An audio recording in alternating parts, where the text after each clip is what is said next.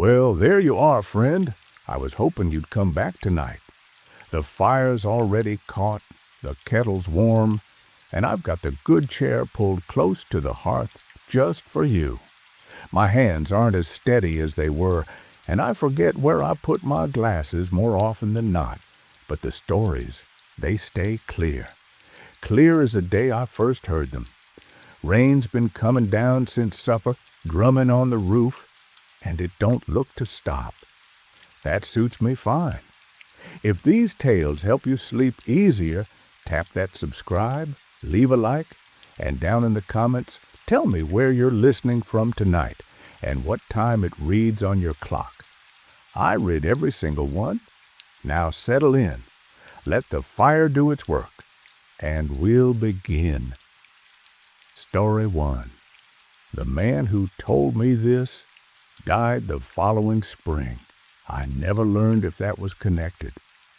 His name was Elias Renner, and he worked the little ferry that ran between Sturgeon Point and the mainland dock on the Michigan side of the lake in the autumn of 1952, and the first thing he noticed that October morning was that the chair in his kitchen had been turned to face the wall.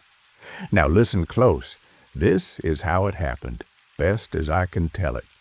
Elias lived alone in a 2-room lake house his father had built in the 1920s, back when the pines out that way were still thick enough to hide a man for weeks if he wanted to be hidden. The house had a kitchen with a wood stove and a small square table, and beside that table sat one chair, just the one. Elias had never needed a second.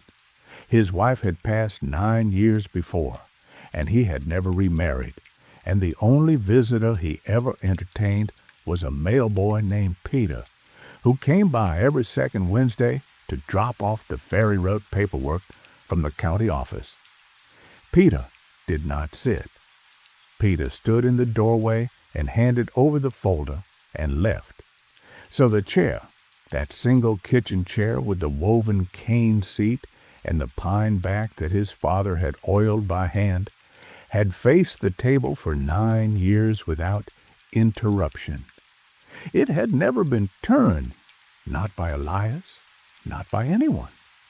But on that Tuesday morning in October, when Elias came out of the bedroom in his long johns to put the coffee on, the chair was facing the wall.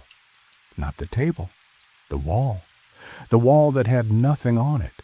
No picture, no calendar, no shelf. Just the pine boards his father had nailed up in 1923, gone gray-brown with age and wood smoke. Elias stood in the doorway for a long moment, one hand on the frame, looking at that chair. He was not by nature a man who spooked easy. He had been in the Pacific for 2 years during the war, and had seen things there that had a way of making a turned-around chair seem like a small thing. So, he crossed the kitchen. He set his hand on the back of the chair. He turned it to face the table again. He nodded once like the matter was closed, and he put the coffee on. He drank his coffee. He ate 2 pieces of toast with butter and a little of the strawberry preserves his sister sent him every Christmas from Wisconsin. He put on his coat and his cap and his rubber boots, because the dock would be wet, and he walked down the long path through the pines to the ferry landing, and he ran the boat back and forth across the water 11 times that day, and he did not think about the chair. But when he came home that evening and hung his coat on the peg by the door and turned to walk to the wood stove to build up the fire for the night, he saw the chair. It was facing the wall again. He stopped where he was. The pine floor was cold through his socks. He had taken off his rubber boots at the door like he always did. He listened. The house was quiet the way it always was, with just the small sounds of it, the settling of the old timbers, the tick of the pendulum clock his father had hung above the mantel, the distant hush of the lake against the rocks below the bluff. There was nothing wrong with the sound, nothing wrong with the smell either, which was the same smell his house always had, which was wood smoke and coffee grounds and damp wool and cedar. Nothing was out of place. Nothing was missing. Nothing had been added, except the chair, which was facing the wall. He turned it back around. He did not build a fire up as high as he usually would have. He ate a cold supper of bread and cheese standing at the counter because he did not want to sit in that chair. Then he went to bed early, and he did not sleep well, but he slept. The next morning, it was facing the wall again. Now, Elias was a practical man. He considered the possibilities. He considered whether he might be walking in his sleep and turning the chair himself.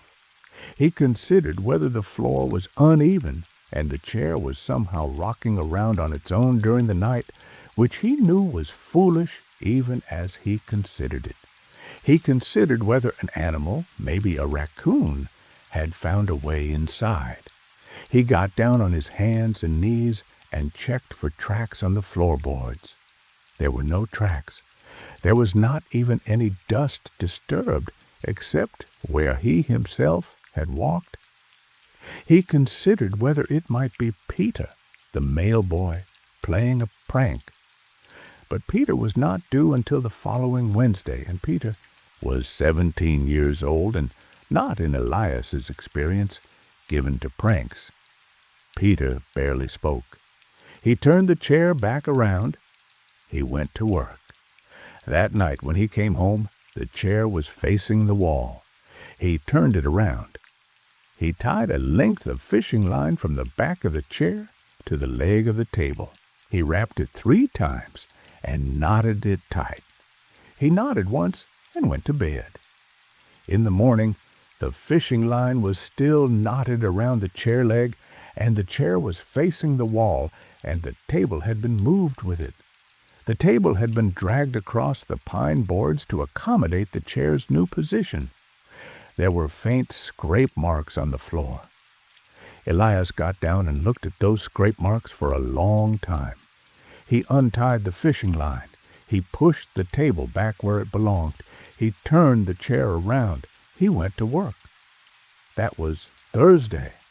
On Friday morning, he found that not only was the chair facing the wall, but there were now 2 indentations in the woven cane seat, as if 2 people had been sitting in it side by side, though the chair was not wide enough for 2 people, and the indentations were too close together, overlapping, the way one impression sits on top of another when it has been made twice. On Saturday, there was a single strand of hair on the seat, long and dark. Elias's own hair was short and gray. He had never in his life had long, dark hair. On Sunday, and Elias remembered Sunday particular clear because he had gone to the little Lutheran church down the road for the first time in 3 years. On Sunday, the chair was facing the wall when he left, and it was facing the wall when he came back, but the position of it had shifted 6 inches to the left, toward the kitchen window, which looked out onto the porch, which looked out onto the path to the ferry landing. That night, Elias did something he had not done in 9 years. He locked the front door. His father had built the house without a proper lock, only a hook-and-eye latch, and Elias had never had cause to use it. But that Sunday, he hooked the latch, and he put the kitchen chair, still facing the wall, on the other side of the room, in the corner by the wood box, where it could not see the window or the door. In the morning, it was back by the table, facing the wall. Now, here is where the story turns, friend, and here is where I want you to listen careful, because Elias told this part slow when he told it to me, and I have tried to tell it slow ever since. On the 2nd Wednesday of October, which would have been October 15th of that year, Peter the mail boy came with the ferry route paperwork. He came at the usual time, which was just after 8 in the morning, and Elias was still eating his breakfast, standing at the counter because he still would not sit in the chair. Peter knocked twice, which was his way, and Elias called out for him to come in, and Peter opened the door and stepped just inside the way he always did, and he handed over the folder. But then Peter did something he had never done in 3 years of coming to that house. He looked at the chair, and he said without any particular emphasis, just noting a thing, he said, "Mr. Renner, why are you keeping 2 chairs now?" Elias set down his coffee cup. He turned very slowly, and he looked where Peter was looking. There were 2 chairs at his kitchen table. His own, which he had turned to face the wall again that morning out of habit, and a second chair. Identical. The same cane seat, the same pine back, the same oiled finish his father had put on his own chair in the 20s. It was facing the table. It was pulled slightly out, at the angle a chair sits at when someone has just gotten up from it. Elias said, "And I want you to hear this because it is exactly how he said it to me 40 years later." Elias said, "Peter, how long has that chair been there?" Peter looked at him strange. Peter said, "Mr. Renner, that chair has been there every time I've come. Both of them have. You always sit in the one on the left. I always notice because, well, you always sat in the one on the left." Elias looked at Peter. He looked at the chairs. He looked at Peter again. He said, "Peter, which one is the one on the left?" And Peter pointed. Peter pointed at the chair facing the wall, the chair that had been turning itself around every night for 2 weeks, the chair Elias had been fighting with. That chair, Peter said, was the chair Elias had always sat in. The other one, Peter said, the one at the table, was the empty one. Elias thanked Peter for the paperwork. Peter left. Elias stood in his kitchen for a very long time. He walked over to the chair at the table. He touched its back. It was warm, not hot, just warm. The way a chair is warm when someone has just been sitting in it. Not a lot of warmth, just a little, just enough. He walked over to the chair facing the wall. He touched its back. It was cold. Cold the way pine gets on an October morning when the fire has gone out in the night. He sat down in the chair that faced the wall. It was his chair. He knew it now. He had always known it. His body knew it. His hands knew where to rest on the arms of it. His feet knew the exact spot on the pine boards where the heels of his boots had worn 2 small dark patches. He had been sitting in this chair, facing this wall, for 9 years. For 9 years, he had been the one facing the wall, the other chair, the one at the table. That was hers. He had forgotten her. That was the thing he understood sitting there. He had forgotten her so thoroughly, so completely, that when he had built his life back after she died, he had turned his own chair around to face away from the empty one, because he could not bear to look at where she was not. And he had done it so many years ago, and so gradually, that by the time 9 years had passed, he had convinced himself he had always sat that way, facing the wall, alone, just one chair. But she had never left. Her chair had never moved. She had been sitting in it, sitting quiet, waiting for him to turn around, and in the last 2 weeks she had grown tired of waiting.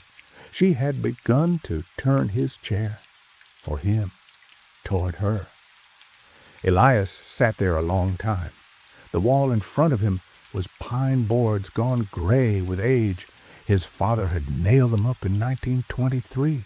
He had never noticed in 9 years of sitting there that at eye level, right in front of where his face had been every morning and every evening there was a small mark on the wood, a knot in the pine, dark and shaped like an eye. It had been watching him, or he had been watching it. He was not sure which. He turned his head, slowly, because his neck was stiff from 9 years of not turning it. The chair at the table was still pulled out, at the angle a chair sits at when someone has just gotten up from it. But it was not empty.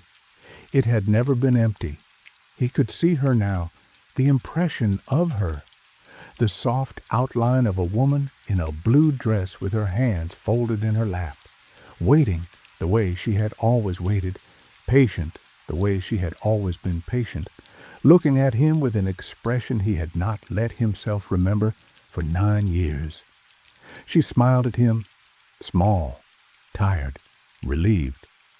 She said his name, just his first name, the way she used to say it when she wanted him to come to bed. Elias. He did not answer for a long moment.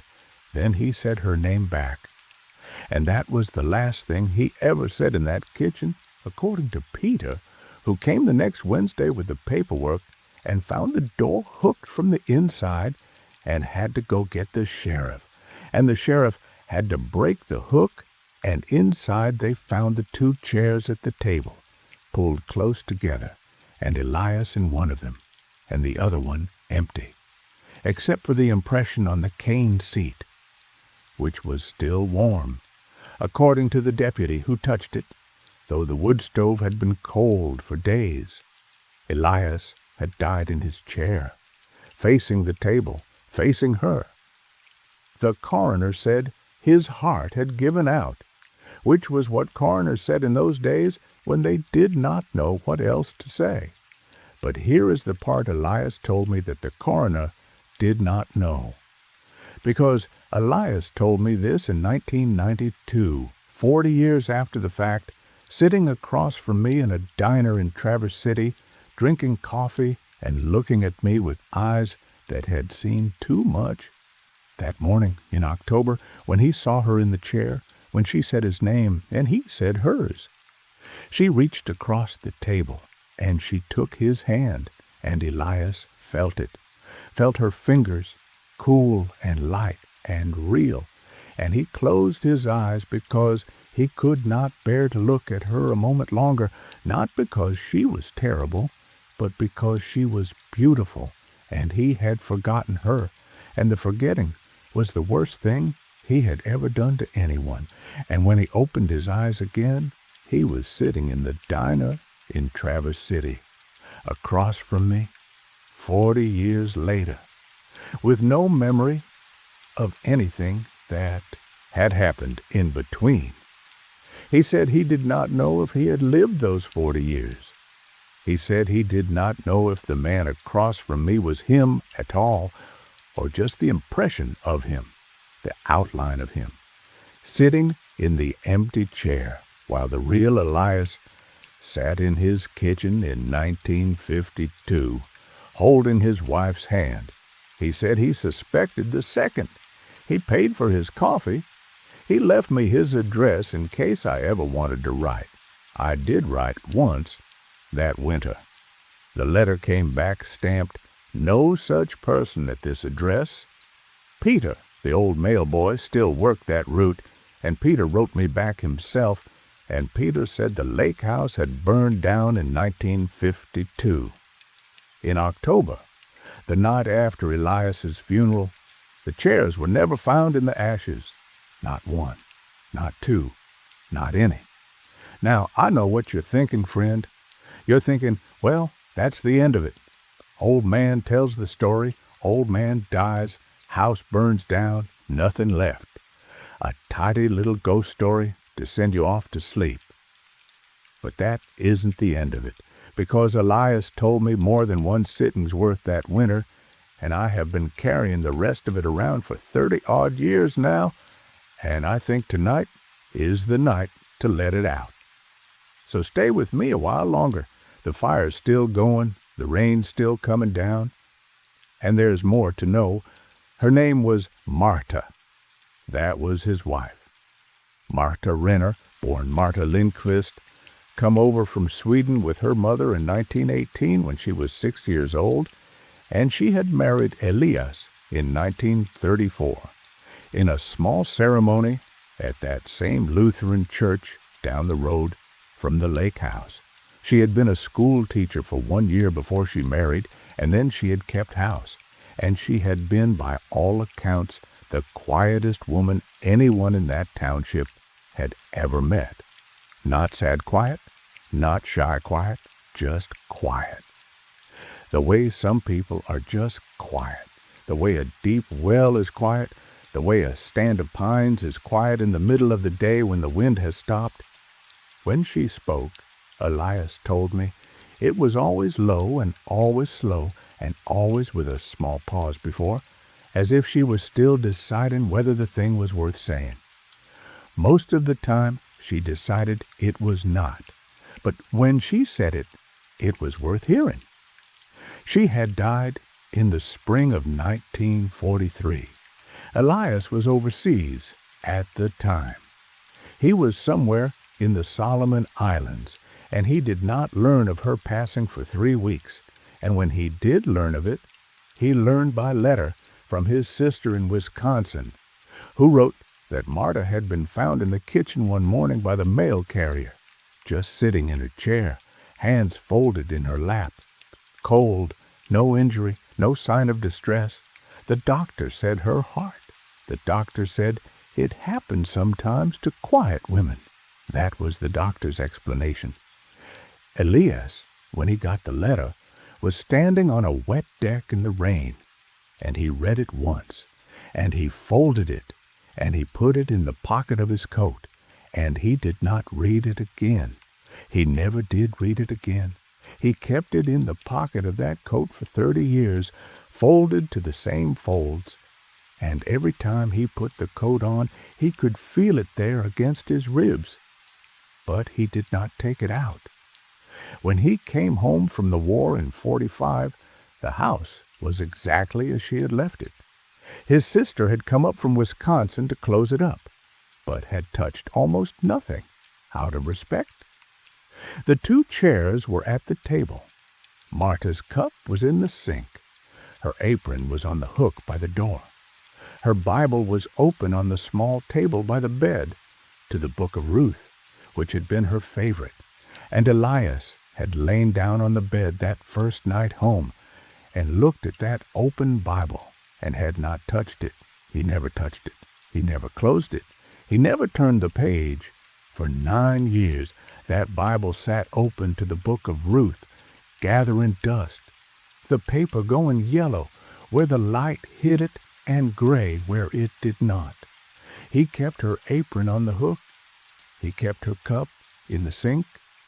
He did not eat from her plate, but he did not put it away either. He lived alongside her things the way a man lives alongside a headstone, not touching, not moving, just aware. And gradually, over the years, he stopped seeing them. That is the thing about grief. It does not go away. It just fades into the wallpaper. It becomes part of the room. You stop noticing it because you cannot bear to keep noticing it, and after enough time, you cannot remember what the room looked like without it. And Elias, at some point, in some week or month he could not later name, had turned his chair around to face the wall. He did not remember doing it. He did not remember why. He only remembered when he thought about it in the diner that day, that at some point he had begun to eat facing the pine boards, and that when he did, he could pretend the other chair was not there. He could pretend the cup in the sink was his own. He could pretend the apron on the hook belonged to no one. He could pretend the Bible on the table was one he had left open himself. He could pretend he had always been alone. And that pretense, he told me, was what had killed her a second time. Because that was the thing he understood, sitting in the diner in Traverse City in 1992. Marta had not died in the spring of 1943, or she had, but not entirely. She had died in the sense that her body had stopped and her breath had stopped, and the mail carrier had found her cold in her chair. But some part of her, the quiet part, the patient part, the part that had spent 9 years of marriage sitting across a kitchen table from a man she loved and waiting for him to look up, that part had stayed. That part had gone right on sitting in the chair, waiting, the way she had always waited, patient, the way she had always been patient. And Elias had come home, and Elias had sat down across from her, and for a little while, in 1945 and 46, he had known she was there. He had known it in the way a man knows the weather without looking out the window. He had felt her across the table. He had eaten his supper and looked at his plate and known, without daring to lift his eyes, that if he did lift them, he would see her. But he had not lifted them because he was afraid. Not afraid of her, never afraid of her. He was afraid of what it would mean about him if he saw her. He was afraid of being the kind of man who saw dead wives at the kitchen table. He was afraid most of all that if he looked up and she was there, he would have to stay in that kitchen forever. He would have to sit across from her and eat his suppers and never leave, because how could a man leave once he had seen a thing like that? How could a man run the ferry and drink coffee at the diner in town and buy his groceries at the general store and nod at his neighbors on the road, knowing that Marta was waiting for him at home in her chair? He could not live that life. He wanted to live a smaller life, a life that did not have room for miracles or ghosts or the impossible weight of being loved by a dead woman. So he had not looked up, and gradually, over the years, he had stopped feeling her there. He had turned his chair to the wall. He had let the fading happen, and by 1952, he could stand in his own kitchen and swear before God that there had only ever been one chair. But Marta had not stopped sitting there. She had only stopped being seen. For 9 years she had sat across from him, watching him eat, watching him drink his coffee, watching the back of his head because he had turned his chair to face the wall, watching the small bald spot at the crown of his head grow a little larger each year, watching his shoulders grow a little more stooped, watching him get old alone in a house that was not empty and never had been. And then, in October of 1952, for reasons Elias could not name, and I cannot name for you either, she had grown tired of waiting. She had begun to turn his chair, gentle at first.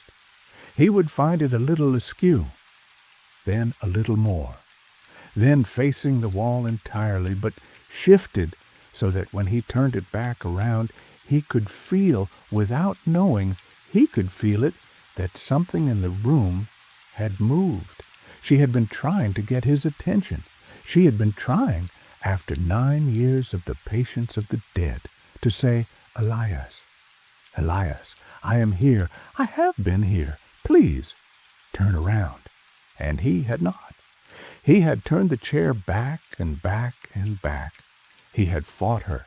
He had tied fishing line. He had moved the chair to the corner by the wood box. And still she had turned it night after night, gentler than she needed to be, kinder than she needed to be, because she loved him and because she had always been patient.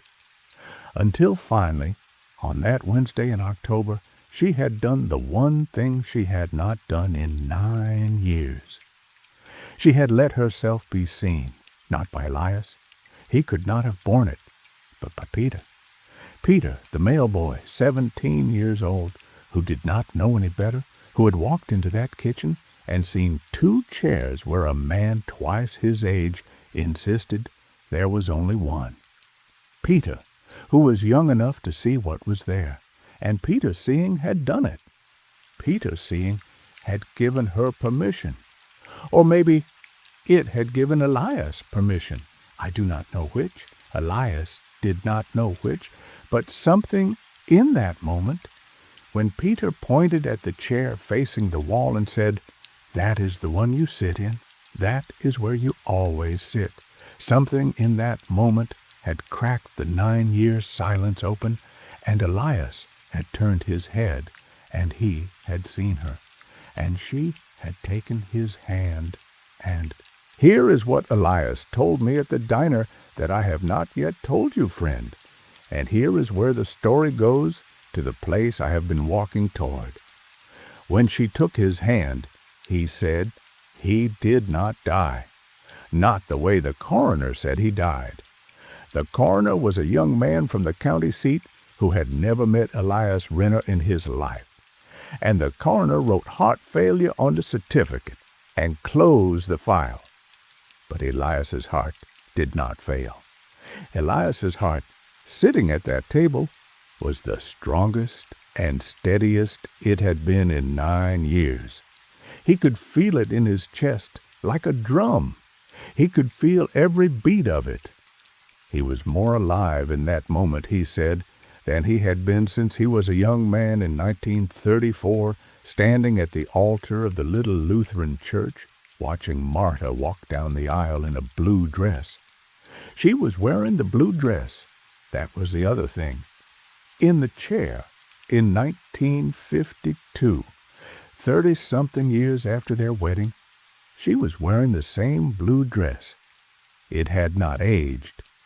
She had not aged. She was 22 years old, and she was sitting across from a man who was 58. And she reached across the table and took his hand, and she said his name, and he said hers. And then she stood up, and she walked around the table, and she stood behind him, and she put her hands on his shoulders. And she said, "Elias, come with me now. It has been long enough." And Elias closed his eyes, and he stood up, and he walked with her to the door, and they went out onto the porch, and they went down the path through the pines. And they did not go to the ferry landing. They went the other way, up the hill, toward the ridge where the old cemetery sat, small and half-forgotten, where Elias's father and mother were buried, and where Martha was buried too, in a plot Elias had not visited in 9 years, because he could not bear it. They walked to her stone, and Elias said, standing there, that he had a choice to make. He knew he had a choice. He could feel it in the air like a temperature. He could lie down beside her stone and rest, and that would be the end of it, and it would be a good end. Or he could stay. He could stay in the world a while longer. He could walk back down the hill to his house and put the coffee on and turn his chair to face the table again and see her there every morning and every evening for as long as he lived. He said he stood there a long time, and then he made his choice. He said, and here I have to tell it the way he told it, he said, "I chose wrong.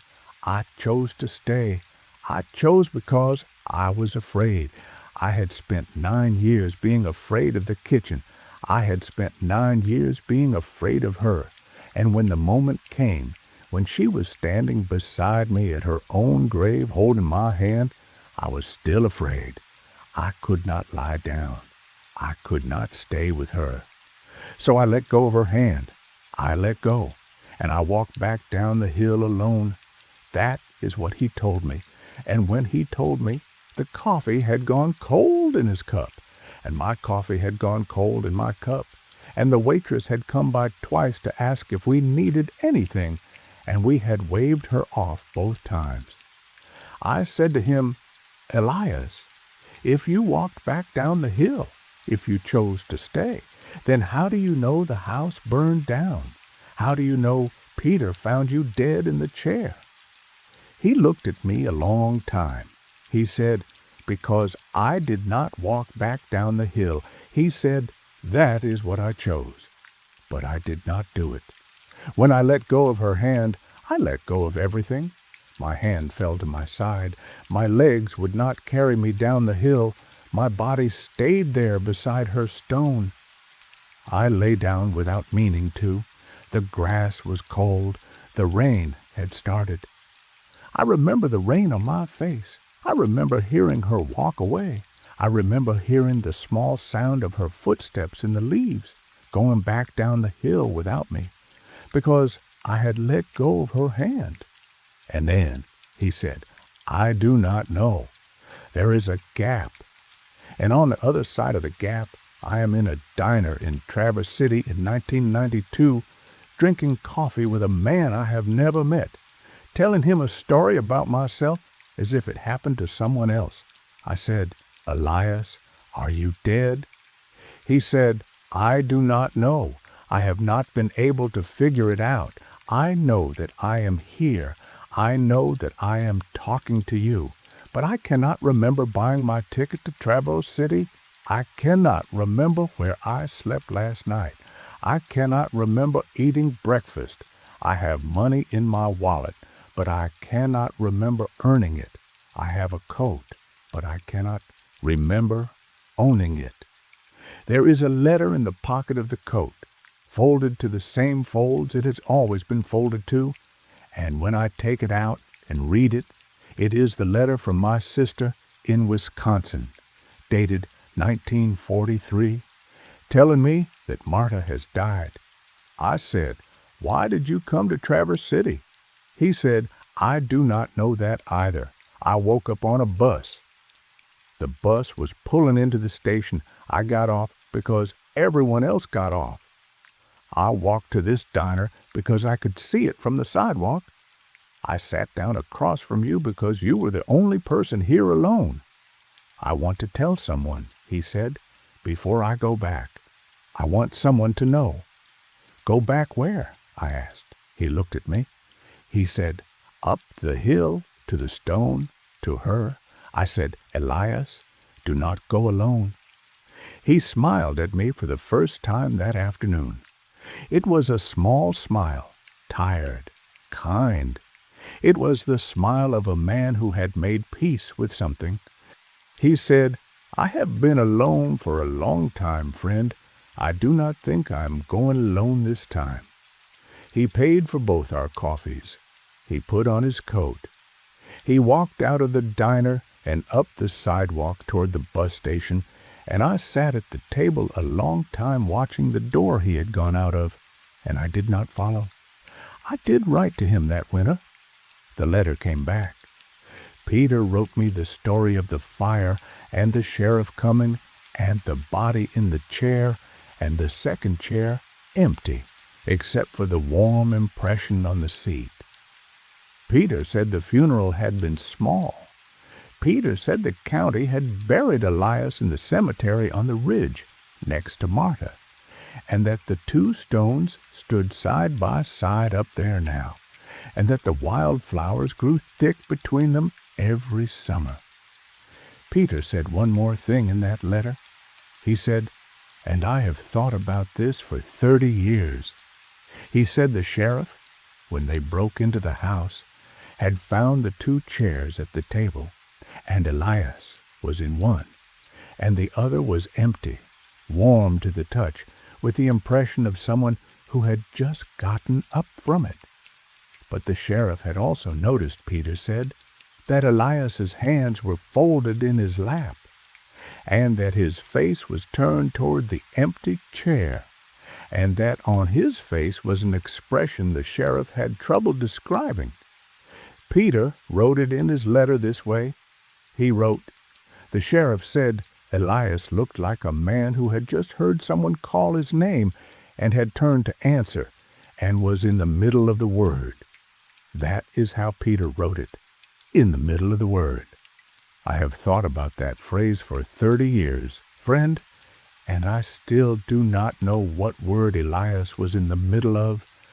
I do not know if it was her name, or his own, or something else entirely. I do not know if he was answering her call or refusing it, or making some third answer that only the dead can make. I do not know, if I am being honest, whether the Elias I met in the diner in 1992 was the man who chose to stay or the man who chose to go. I do not know if he was alive or dead when he sat across from me. I do not know if he was even, in some strict sense, Elias Renner at all. I only know what he said, and I know that when he stood up to leave, he cast no shadow on the checkered floor of the diner, though the sun was slanting in through the window, bright enough to cast a shadow on everything else. I noticed it as he walked away. His chair, when he stood up, made no sound scraping back. His footsteps on the linoleum made no sound. The bell above the door did not ring when he opened it. The door did not shut behind him. It just was open, and then it was closed, and he was gone. The waitress came by after. She said, "More coffee, hon?" I said, "No, thank you." She said, "Can I clear the other cup?" I said, "Please." She reached across the table and picked up the cup Elias had been drinking from. It was full to the brim, steam still rising from it. He had never drunk a drop. She looked at the full cup. She looked at me. She looked back at the cup. She did not say anything. She just took it away. I sat there a while longer. I paid my bill. I walked out. The world went on as worlds do. But I have thought about that chair, friend, for 30-something years. That kitchen chair with the woven cane seat, sitting in a house that no longer exists, facing a wall that burned down in 1952. And I wonder sometimes if there are chairs like that in every house, chairs that face the wall, chairs we have turned around without meaning to, chairs we sit in without seeing what sits across from us. I wonder how many people we love have gone quiet on the other side of the table, waiting patient, waiting kind, waiting for us to turn around. I wonder if you have a chair like that, friend, in your house tonight, while the rain is coming down. I hope you do not. But if you do, you might think, before you sleep tonight, about turning it back around, just to see who might be there. Story 2. A stranger left me this handwritten in the pages of an old Bible, a green leather Bible with the gold gone off the spine that I bought for $2 at an estate sale in Baton Rouge in 1998. The story was folded between the Book of Lamentations and the Book of Ezekiel on 8 sheets of onion skin paper covered in a woman's careful hand, and it began with the words, "If you are reading this, I have been dead for at least a week, and someone has finally gotten around to selling my things." Her name, she wrote at the bottom of the last page, was Corinne Bellamy. She had lived in a house on stilts in the Atchafalaya Basin, in the parish of St. Martin, in the state of Louisiana, and she had died, if her letter was to be believed, in the summer of 1994. Now listen close. This is her story, best as she wrote it down. Corinne Bellamy was 68 years old when her husband Emile passed. He had been a shrimper and then a boat mechanic, and then, in his last years, a man who sat on the porch and watched the water. He died in April of 1993 in the small back bedroom of the stilt house he had built himself in 1956, with Corinne holding his hand and the ceiling fan turning slow above them and the swamp outside making its evening noises. He was buried in the little Catholic cemetery in Breaux Bridge, and Corinne came home from the funeral in a black dress that did not fit her right anymore, and she sat down at the kitchen table in her empty house, and she poured herself a glass of sweet tea, and she said out loud to no one at all, "Well, Emile, I suppose it is just me now."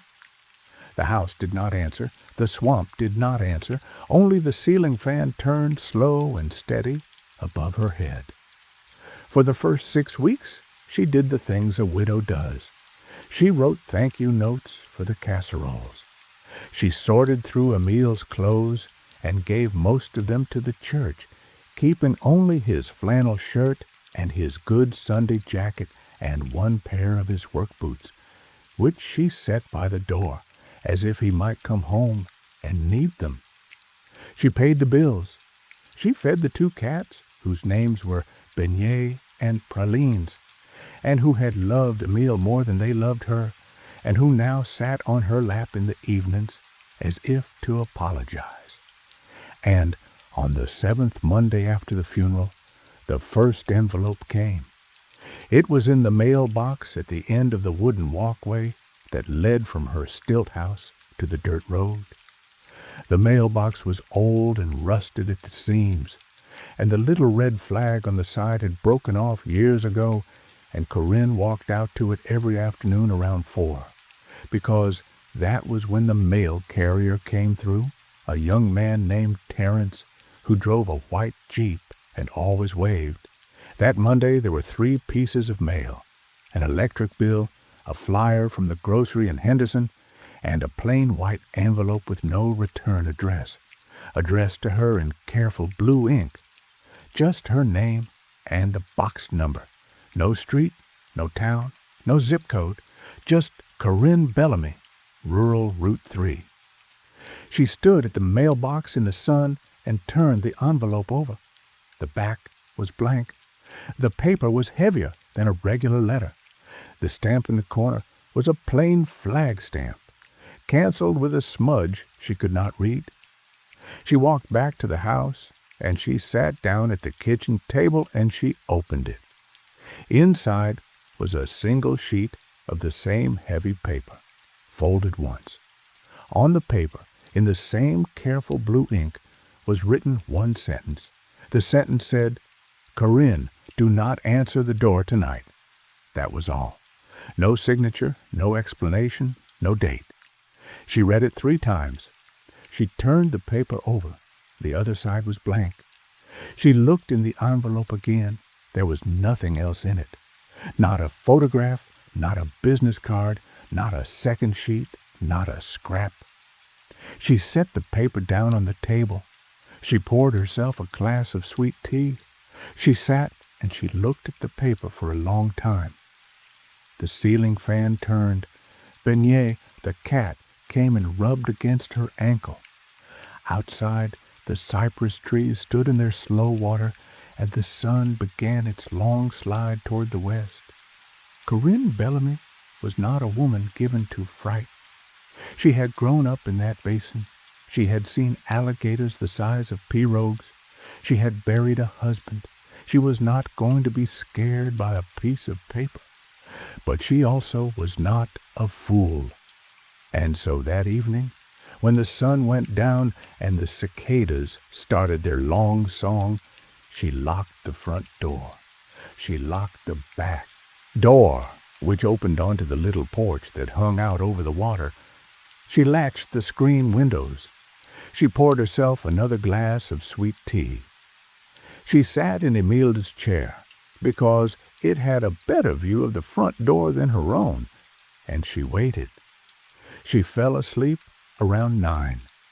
She woke at 11:47.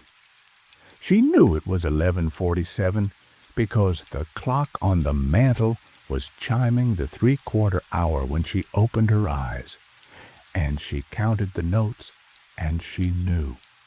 Someone was knocking on the front door, not hard, not loud, just a soft, patient knocking, the way a neighbor knocks when they know you are home and they are content to wait.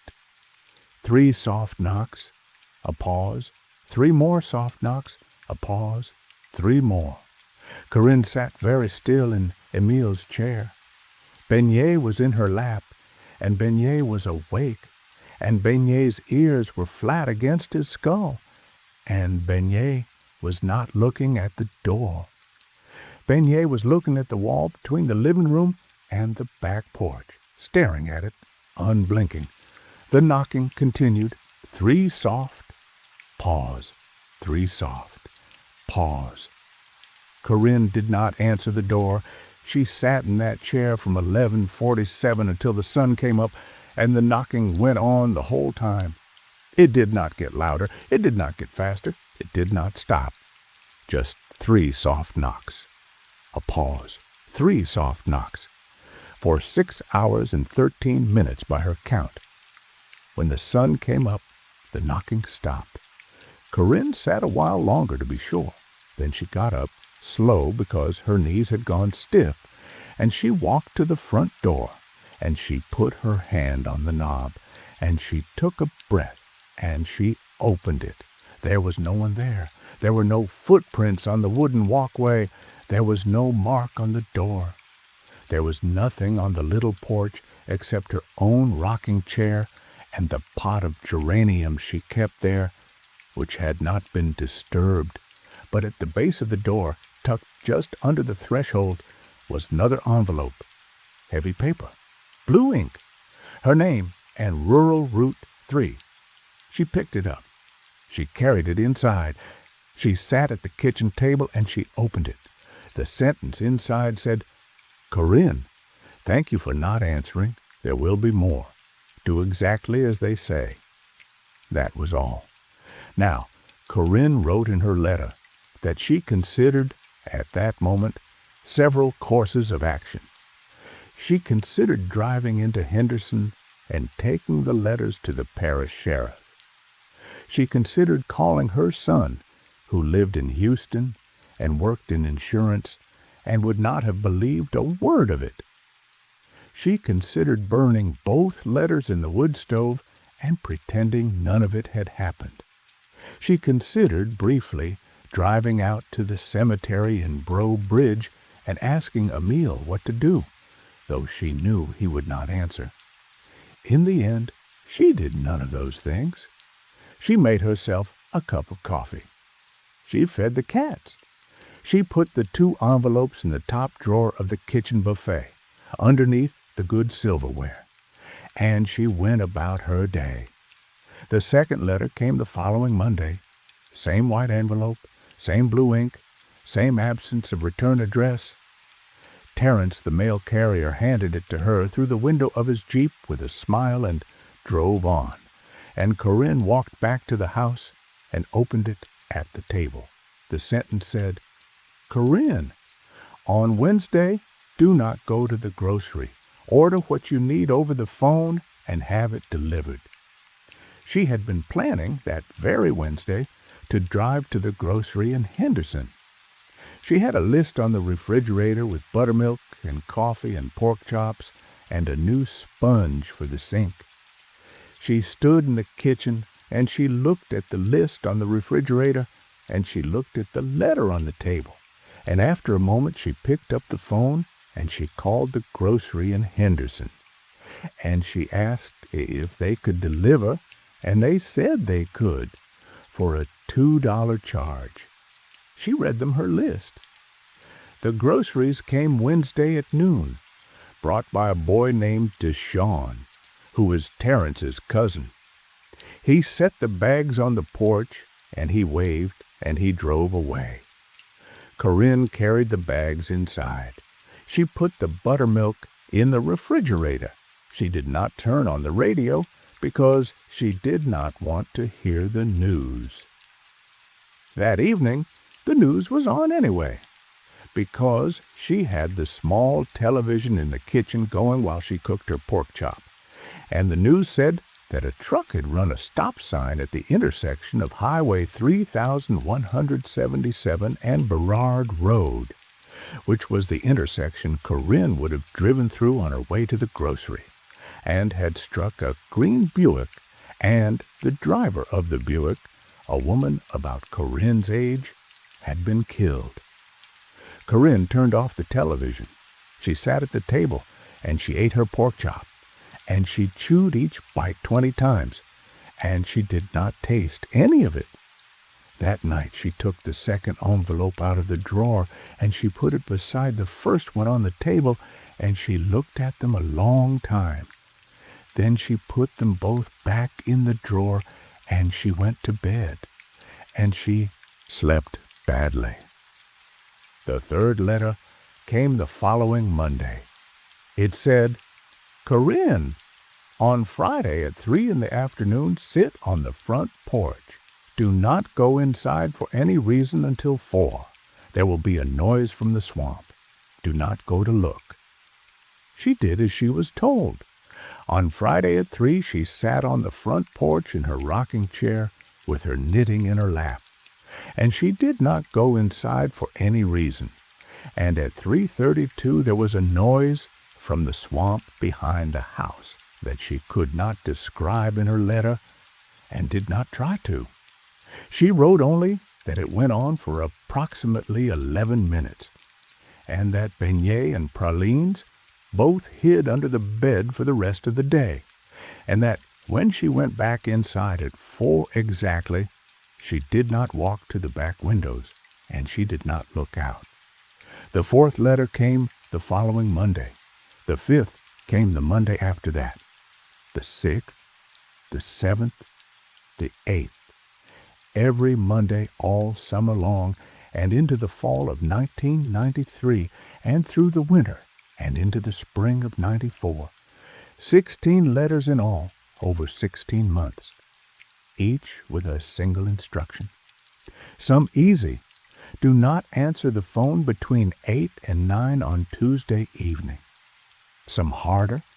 On the last day of October, leave a bowl of milk on the wooden walkway at midnight and do not look out the window until it is empty. Some strange. On the 3rd of January, take the framed photograph of a meal off the mantel and turn it to face the wall for 24 hours. Then put it back exactly as it was. She did every one of them, exactly as the letters said, and nothing bad happened to her. That was the thing. In the 16 months that the letters came, Corinne Bellamy did not get sick. She did not fall. She did not have a bad night. The cats stayed healthy. The house stayed dry. The bills got paid.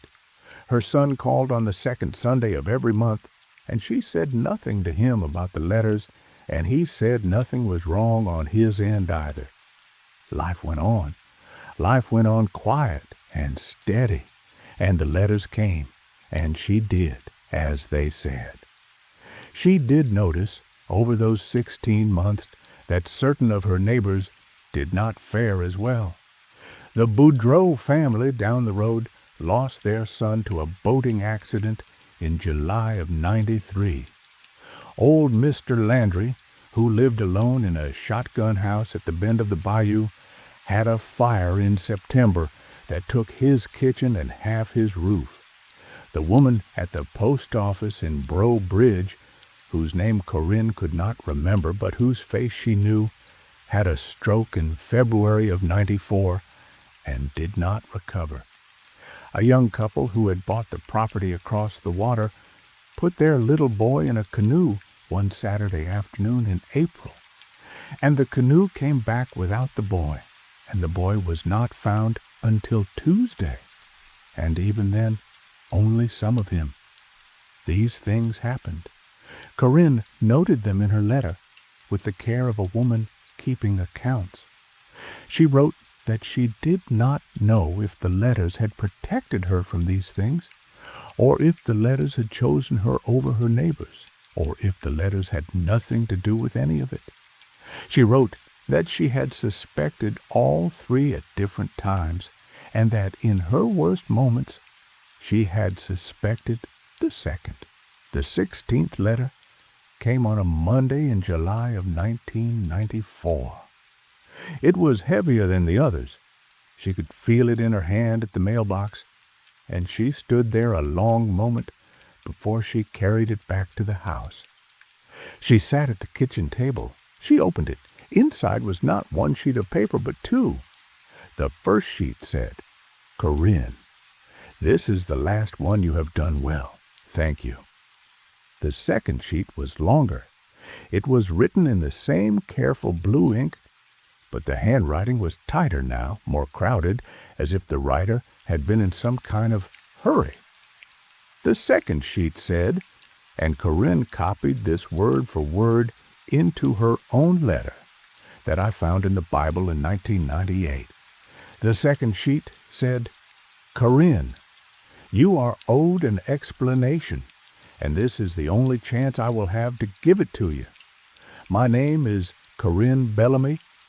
I was born in 1925 in the parish of St. Martin. I married Emile Bellamy in 1948. He built our house on stilts in 1956.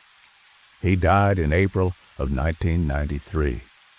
I sat down at the kitchen table on the day of his funeral, and I said, "Well, Emile, I suppose it is just me now." And then I began to write these letters. I have been writing them for 16 months. I have addressed them to myself. I have carried them to the little post office in Breaux Bridge, and I have mailed them, and they have come back to me on the following Monday in Terrence's Jeep, exactly as I mailed them, because there is no one else. There has never been anyone else. There is only me at this table, writing to myself. And there is only me at this table on the following Monday, opening what I wrote. I do not know why I know what to write. I do not know how the instructions come to me. I sit down with the paper and the pen, and I write, and the sentence comes out, and it is always correct. I have tested this. Once I wrote a sentence I did not want to obey, and I burned the letter before mailing it. And the following week, my sister in Lafayette had a heart attack and died. I have not disobeyed the letter since. I have written what came, and I have mailed it, and I have received it, and I have done what it said. And nothing bad has happened to me, only to others, only ever to others. And I have come to understand, Corinne, and this is the hardest part, I have come to understand that the letters are not protecting me. The letters are the price someone is paying every week for me to be safe. Someone in this basin, someone I know, and I have been the one deciding all along without knowing I was deciding. My hand has been writing the names in a way without writing the names. I have been choosing, and I cannot bear it any longer. So this is the last letter. This is the one where I tell you the truth, and then I stop. I will not mail another. I will not write another. When you finish reading this, Corinne, put both letters back in the envelope, and put the envelope in the Bible on the shelf by the door at the place where Lamentations meets Ezekiel, because that is where I always hid things from Emile when he was alive, and that is where no one will look. And then walk down to the water, and do not come back. I am sorry. I love you. I have loved you all my life. But someone has to pay this week, and it cannot be anyone else anymore. It has to be me. It has to be us. Corinne read the letter twice, then a third time. She sat at the table a very long time. She wrote, in the letter I found, that she remembered writing the 16 letters. She remembered every one of them. She remembered sitting at that same kitchen table with the pen and the paper, and she remembered the sentences coming, and she remembered walking to the post office in Breaux Bridge, and she remembered handing them across the counter to the woman there, and she remembered the woman's face and the smell of the post office and the sound of the little bell above the door. But she had not, until that moment, remembered that she was mailing them to herself. She wrote that when she looked at the two letters on the table, the one that said, "This is the last one," and the one that said, "It has to be us," she understood something she had been refusing to understand for 16 months. She understood that the handwriting on both letters was her own. It had always been her own. She had known it every time she opened an envelope. She had known it in her body, in the way the letters looked, in the small hook at the top of the C in her name, which she had made a certain way since she was a girl of 11. She had known, and she had refused to know, because to know would have meant to admit what she was doing, and she could not admit it. And so she had let herself receive the letters as if they came from someone else, as if there were a stranger somewhere in the basin who was writing to her, guiding her, keeping her safe. There had been no stranger. There had only been Corinne, only ever Corinne. Sitting at the table on Sunday nights writing, and sitting at the table on Monday afternoons reading and forgetting in between that she had written what she read. She wrote that she did not know how such a thing was possible. She did not offer a theory. She only wrote that it was so, and that it had been so from the beginning, and that the 16th letter had broken the arrangement by naming it, and that she could not go on writing now that she knew, and that the price for stopping was clear. Someone had to pay this week. Someone always paid. And if she did not write a new letter, the person who paid would be her. She wrote that she had thought about writing one more, just one, naming someone. She could think of names. Her son in Houston, who was not a good man, a woman 2 houses down whom she had never liked. There were candidates. There were always candidates. Her hand had written names for 16 months without her permission, and she was sure her hand would write one more if she let it. She wrote that she had picked up the pen. She had put it to a fresh sheet of paper. She had held it there, and she had put it down. She wrote that she was 69 years old. She had been married 45 years to a good man. She had raised one son who did not deserve her. She had lived in a house on stilts above the slow water of the Atchafalaya for 38 years, and she had loved that water, and she had loved that house, and she had loved her husband more than she had loved either. And she had done, in the 16 months since he died, 16 things she was not certain she could name aloud. 16 things that had kept her alive at some cost she had not been willing to count. She wrote that she was tired. She wrote that she wanted to see a meal. She wrote that she believed, though she was not sure she was allowed to believe, that if she walked down to the water this evening and did not come back, she would find him waiting on the other side, and he would not ask her what she had done, and she would not have to explain. She wrote that she was putting the letters in the Bible. She was going to walk down to the wooden walkway. She was going to keep walking past the mailbox. She was going to keep walking down the dirt road until she reached the place where the road bent and the cypress trees leaned close and the water came up almost to the road itself. And she was going to step off the road into the water, and she was going to keep walking. She wrote that she hoped whoever found the Bible would find the letters. She hoped they would read them. She hoped they would understand. She wrote that she wanted someone to know her name, Corinne Bellamy, born 1925, died, she supposed, in 1994 on a Monday in July in the slow brown water of the Atchafalaya Basin, by her own hand and her own choice. She signed it, Corinne. That was the letter I found in the Bible in Baton Rouge in 1998. 4 years after she wrote it, I sat with it on the front porch of the little rent house I had then, and I read it through twice, and I sat a long time after. I drove out to St. Martin Parish that fall. I drove to the parish courthouse, and I asked about Corinne Bellamy. The clerk was a young woman with kind eyes, and she looked in her books, and she said yes. Corinne Bellamy had lived on rural Route 3 and had died in July of 1994 and had been buried next to her husband Emil in the little Catholic cemetery in Breaux Bridge. I asked how she had died.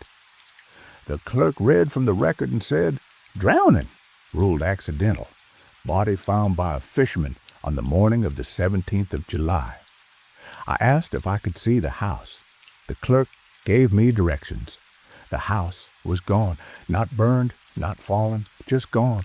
The stilts were still there, 4 bare posts sticking up out of the water where the house had stood, but the house itself had been removed, taken apart board by board, and hauled away. The clerk had told me the son from Houston had sold the property to a hunting club after his mother's death, and the club had knocked the house down and used the lumber to build a duck blind further up the basin. I stood on the dirt road where the wooden walkway had once begun. The mailbox was still there, rusted at the seams, the little red flag still broken off. I opened the mailbox. Inside was a single envelope, heavy white paper, blue ink, addressed in a careful hand. The name on the envelope was mine. I want you to understand, friend, that I had never told anyone I was going to St. Martin Parish. I had told no one about the Bible. I had told no one about Corinne. I did not know anyone in that parish. I did not know anyone within 200 miles of that mailbox. But my name was on the envelope, in her handwriting, the same careful blue ink. And underneath my name it said Rural Route 3, and there was a stamp in the corner canceled with a smudge I could not read. I did not open it. I want you to know that too. I put the envelope back in the mailbox. I closed the mailbox. I got in my truck and I drove back to Baton Rouge, and I put the Bible back on the shelf where I had first set it, and I did not go to St. Martin Parish again. But I have wondered, in the 20-something years since, whether the letter is still there, whether Corinne was writing more than 16 letters, whether some of them are still traveling in some slow route through the mail, addressed to people she did not know but somehow knew, whether the arrangement she stopped was ever really stopped, or whether it only shifted, moved on, found another hand to write with, whether every week, in some quiet house somewhere, a letter still arrives with a single instruction, and someone somewhere still does as it says, and someone else somewhere still pays. I have wondered whether I would have paid that fall in 1998 if I had opened the envelope. I have wondered whether not opening it made me the one who was written down. I do not know, friend. I have not gone back to check. And I have never, in 20-something years, received a letter in a plain white envelope with heavy paper and careful blue ink and no return address, which either means the arrangement ended with Corinne and there is nothing more to say, or it means I have not yet reached the Monday when my letter is due. The rain is still falling on the roof, friend. The fire is still going. If you have a Bible on your shelf tonight, I would not open it to the place where Lamentations meets Ezekiel, just to be safe, just for tonight. Story 3. I heard this told at a diner in Kentucky one October. The teller wouldn't give his name. He was a lean man in his 50s, wearing a canvas jacket that had been mended at both elbows, and he sat across from me at the counter of a place called Ruby's, outside of Paducah, and he ordered black coffee and drank it slow. And when he was halfway through the second cup, he said, without looking at me, that he had a story he had been carrying 22 years and could not find a place to put down. He said if I would listen, he would tell it. I said I would listen. He told it in the flat, careful voice of a man who had told it to himself many times in the dark. And when he was done, he paid for his coffee and mine, and he walked out into the rain, and I never saw him again. The story was about a land surveyor named Wyatt Halloran, who worked out of a small office in Roswell, New Mexico, in the summer of 1971. Wyatt was 34 years old that summer. He had come back from Vietnam in '69 with all his limbs, but with something missing behind his eyes that his wife had noticed and had chosen, out of kindness, not to name. He had taken up land surveying because it was outdoor work and quiet work, and it did not require him to speak to many people, and because his uncle had run a small firm and had left it to him when the uncle passed in 1970. The firm surveyed grazing land and ranch boundaries and mineral leases for the ranchers and the oil companies out in the country east of Roswell, in the empty long country that runs down toward the Texas line. It was work Wyatt liked. He would drive out in the mornings with his transit and his rods and his notebooks, and he would spend the day in the sage and the sun, and he would come home in the evening covered in dust and content in a way he was not content anywhere else. Now listen close. This is how it happened, best as the man in the diner could tell it. In June of 1971, Wyatt Halloran was hired by a rancher named Buford Kessler to resurvey the west boundary of a section of grazing land Kessler had bought from a neighbor. It was routine work. Kessler was an old man in his 80s, and he wanted the boundary walked and the corners reset because he did not trust the neighbor, and he did not trust the neighbor's son, and he wanted a clean map in the county office before he died. He offered Wyatt $300 for the job. Wyatt said it would take him 4 days. Kessler said he would pay in cash on the 5th. The section lay about 40 miles east of Roswell, off a county road that ran south from Highway 380 and turned to gravel after the first mile and then to dirt after the second. And after the third mile, the road did not really exist anymore. It was just 2 ruts through the sage that led out to Kessler's gate. Wyatt drove out on a Monday morning in his uncle's old Ford pickup with his transit in the bed and his notebooks on the seat beside him and a thermos of coffee between his knees. It was 92 degrees by 9 in the morning. The sky was that hard blue the desert sky gets in June, without a cloud anywhere in it, and the horizon shimmered in every direction, and Wyatt drove with the window down and his elbow on the sill, and he was, for the first time in a long time, at peace. He got to Kessler's gate a little after 10. Kessler was not there. Kessler had said he would not be there, that Wyatt should just do his work, and that Kessler would come out on Friday with the cash. Wyatt opened the gate, drove through, closed it behind him, and drove another 2 miles across the pasture on a track that wound between the mesquite and the yucca. He parked at the section corner where his uncle's old notes said the original monument had been set in 1958. The monument was still there, a concrete post the size of a small mailbox with a brass cap on top stamped with the section and township numbers. Wyatt set up his transit over the monument, and he took his first readings, and he began his work. He worked all day Monday. He worked all day Tuesday.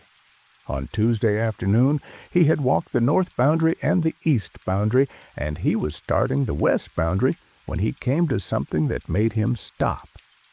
There was a road, not a track, not a set of tire ruts. A road, 2 lanes wide, graded and crowned, running north to south across the section, cutting right through the middle of Kessler's grazing land and continuing on both sides as far as Wyatt could see through the transit's scope. It was not on any of his maps. Wyatt stood behind his transit a long time. He was a careful man. He had learned in Vietnam not to trust his first impression of anything, because the first impression was usually a lie the mind told to make the world easier. So he lowered the transit and he walked out across the pasture to where the road ran. He stepped onto it. The gravel crunched under his boots. It was fresh gravel, or fresh enough, the small stones still sharp at the edges and not yet worn smooth by traffic. He knelt down and he touched the surface. It was warm from the sun. It was real. He walked north along the road for perhaps a quarter mile. The road did not deviate. It did not curve. It did not narrow. It simply continued straight as a rule, cutting across a landscape where he knew for a fact no road had ever been. He knew this because his uncle had surveyed this section in 1958 and again in 1964, and his uncle's notes were in the truck, and his uncle's notes showed no road. He knew it because he had driven the county map roads on Monday morning and had seen no crossing road anywhere within 10 miles. He knew it because when he stopped and turned and looked back to the south, he could see his transit standing on its tripod in the pasture, and he could see his truck parked at the section corner, and he could see the fence line running east and west across the sage, and the road was cutting through all of it, cutting through the fence line, and the fence line was not broken. The wire ran straight across the road as if the road were not there. The wire hung in the air over the gravel, unsupported, 3 feet above the surface, running from a cedar post on one side to a cedar post on the other, and neither post stood in the road itself. They stood in the sage on either side, and the wire between them ran over the gravel as if the gravel had come later, as if the gravel had been laid under the wire without disturbing it. Wyatt stood on the road a long time.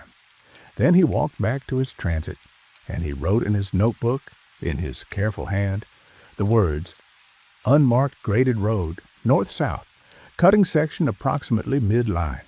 Not on maps. Fence undisturbed. Investigate Wednesday." He drove back to Roswell that evening. He ate supper with his wife, whose name was Linda, and he did not tell her about the road. He told her the survey was going well. He told her Kessler would pay Friday. He kissed her on the forehead when she went to bed, and he stayed up an extra hour looking at his uncle's old maps of the section, spreading them on the kitchen table under the yellow light of the ceiling fixture, and there was no road on any of them. Not the 58 map, not the 64 map, not the county map from 1969, not the state highway map from 1970. The road did not exist on paper. On Wednesday morning, he drove back out. The road was still there. He had thought, in the small hours of the night, that perhaps he had been mistaken, that perhaps he had been dehydrated on Tuesday, that perhaps the heat had done something to his eyes, that perhaps he had walked further than he thought, and had crossed into the neighbor's section, and had encountered some new access road the neighbor had put in. But he drove to Kessler's gate, and he opened it, and he drove across the pasture to his section corner, and his transit was still standing where he had left it on Tuesday afternoon, and beyond it he could see the road cutting across the middle of the section, exactly as it had been the day before. 2 lanes of graded gravel, running north to south, cutting through the fence line. Impossible. He walked to the road. He stood on it. He looked north. He looked south. On Tuesday, he had walked north a quarter mile. Today, he decided, he would follow it further. He would find out where it went. He would find out where it came from. He had his notebook and his canteen and his sidearm, which he had carried since Vietnam and had never used in civilian life, but had never quite been able to leave in the truck. He walked north. He walked north for what he estimated was 2 miles. The road did not change. It ran straight. The landscape on either side of it changed, of course, as the landscape does in the desert, one flat giving way to another, one stand of mesquite giving way to a patch of yucca, giving way to a shallow arroyo. But the road cut through all of it, unchanging, 2 lanes wide, crowned and graded, and every fence it crossed it left undisturbed, the wire running over the gravel as if the road had settled in beneath a world that did not know it was there. At what he thought was the 2-mile mark, he came to something. It was a mailbox, an ordinary mailbox of the kind you see on any rural road in America, set on a cedar post, painted white, or once painted white, the paint now flaking, a red metal flag on the side in the down position, and on the box itself, in small black stenciled letters, a name. The name was Halloran. W. Wyatt stood in the road a long time looking at the mailbox. He walked to it. He put his hand on it. The metal was warm from the sun. He lifted the little door on the front. Inside the box was a single envelope. It was addressed in typewritten letters to Mr. Wyatt Halloran, Route 4, Chavez County, New Mexico. The return address in the upper corner said, in the same typewritten letters, Kessler Ranch. Wyatt took the envelope out of the box. He closed the door. He walked 10 feet off the road into the sage, and he sat down on a flat rock, and he opened the envelope with his pocket knife. Inside was a single sheet of typing paper. It was a bill of sale dated the 15th of June, 1971, which was 3 days in the future from the day Wyatt was reading it. The bill of sale was for the section of grazing land Wyatt was currently surveying. It was signed by Buford Kessler. The buyer was listed as Wyatt Halloran. The purchase price was $1. At the bottom of the bill of sale, below Kessler's signature, was a handwritten note, in blue ink, in a hand that Wyatt recognized as his own, though he had not written it. The note said, "Wyatt, do not go home Friday. Come here instead. It is time." Wyatt sat on the flat rock a very long time. He put the bill of sale back in the envelope. He put the envelope in his shirt pocket. He walked back to the road. He looked north, in the direction he had been walking. He looked south, in the direction of his truck. He stood there, and then he made a decision he could not later explain, and he began to walk north again. He walked another hour. The road did not end. The sun climbed higher.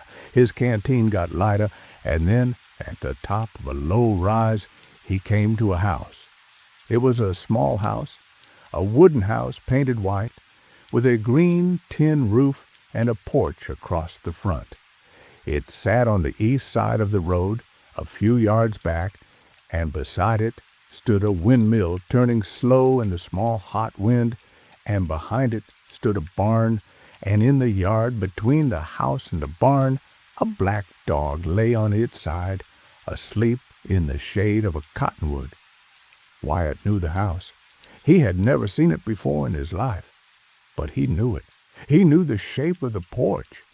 He knew that if he walked around to the back, he would find a screen door on the kitchen and a clothesline strung between 2 posts and a small garden of tomatoes and green beans and a pole for a birdhouse that had blown down.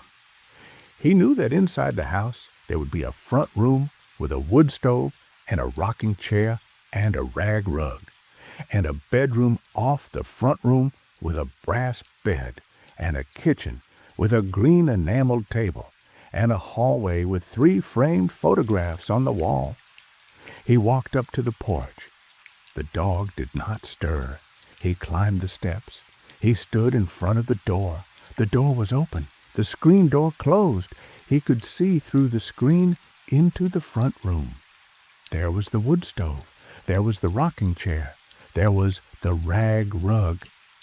Everything was exactly as he had known it would be.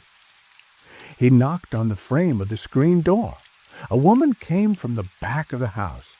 She was drying her hands on a dish towel. She was perhaps 30. Her hair was dark and pulled back.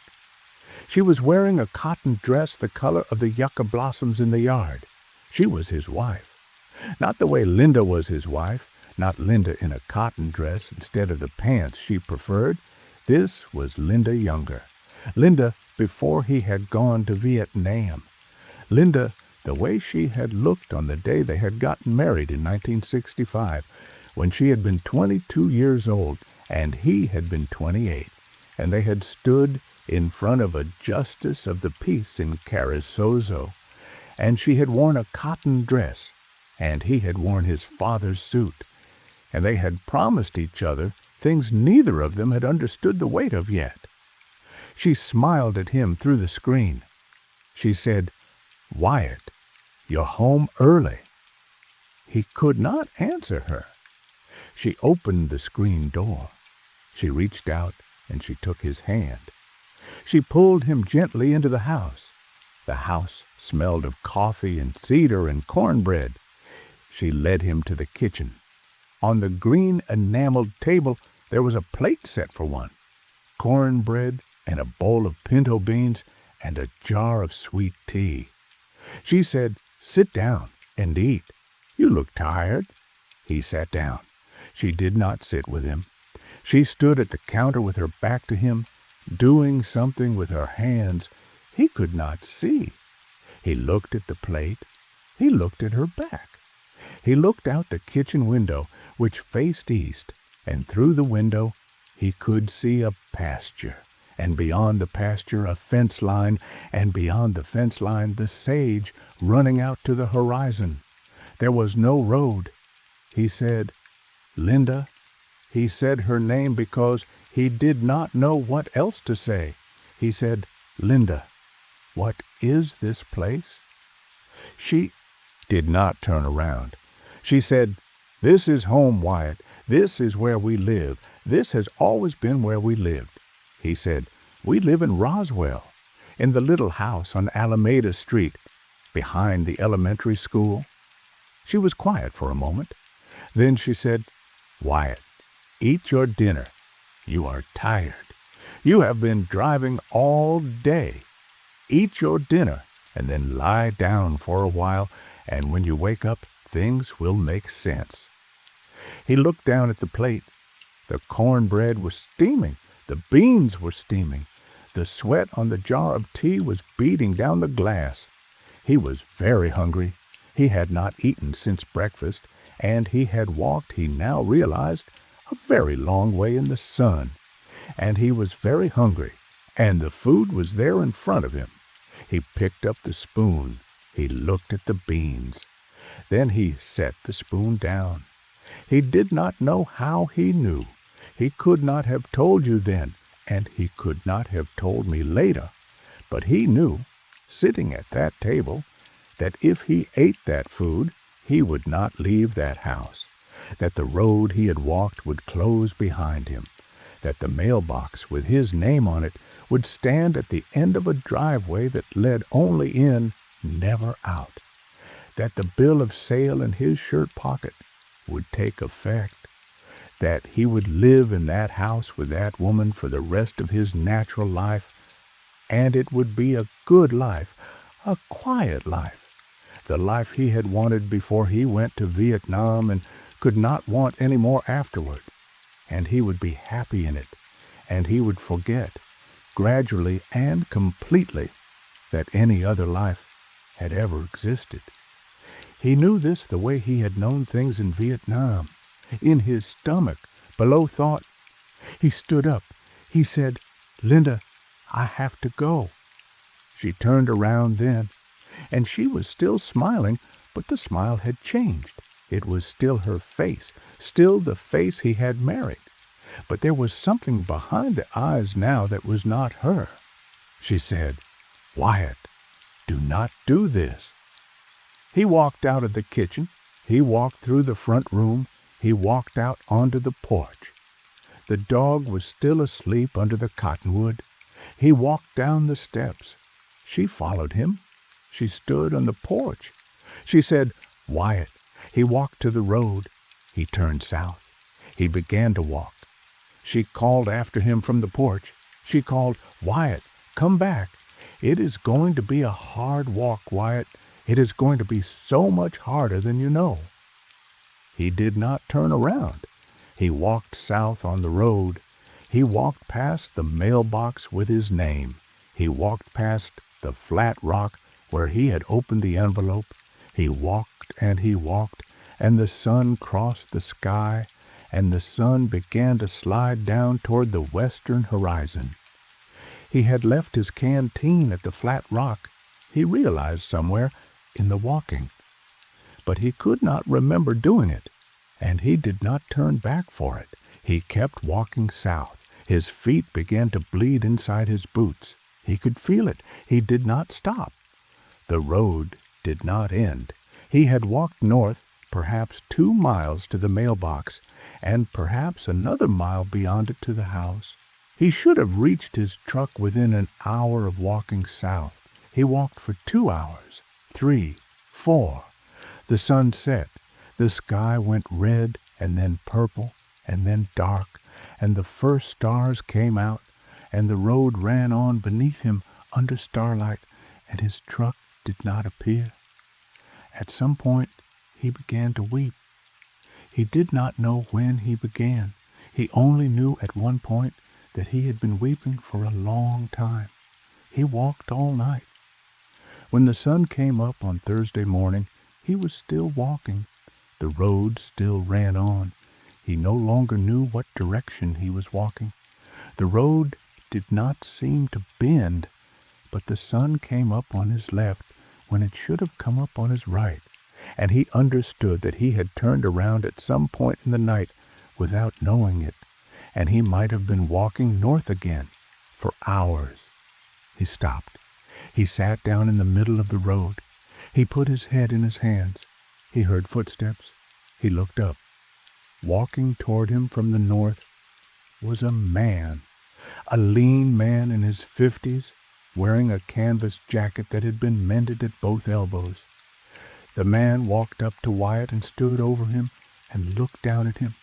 The man said, "Get up, Wyatt. You are almost done." Wyatt said, "Who are you?" The man did not answer. He held out his hand. Wyatt took it. The man pulled him to his feet. The man was strong. Wyatt was surprised by how strong. The man said, "Walk with me. Do not look at the road. Look at me." Wyatt walked with him. He looked at the man's face. It was a face he almost knew, a face that was almost familiar.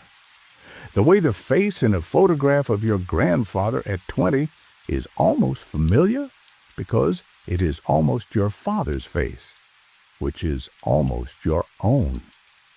The man walked south, and Wyatt walked beside him, and the man talked to him the whole time in a low, steady voice, and Wyatt could not later remember anything the man had said, only that it had been the right thing to say, only that it had kept him walking.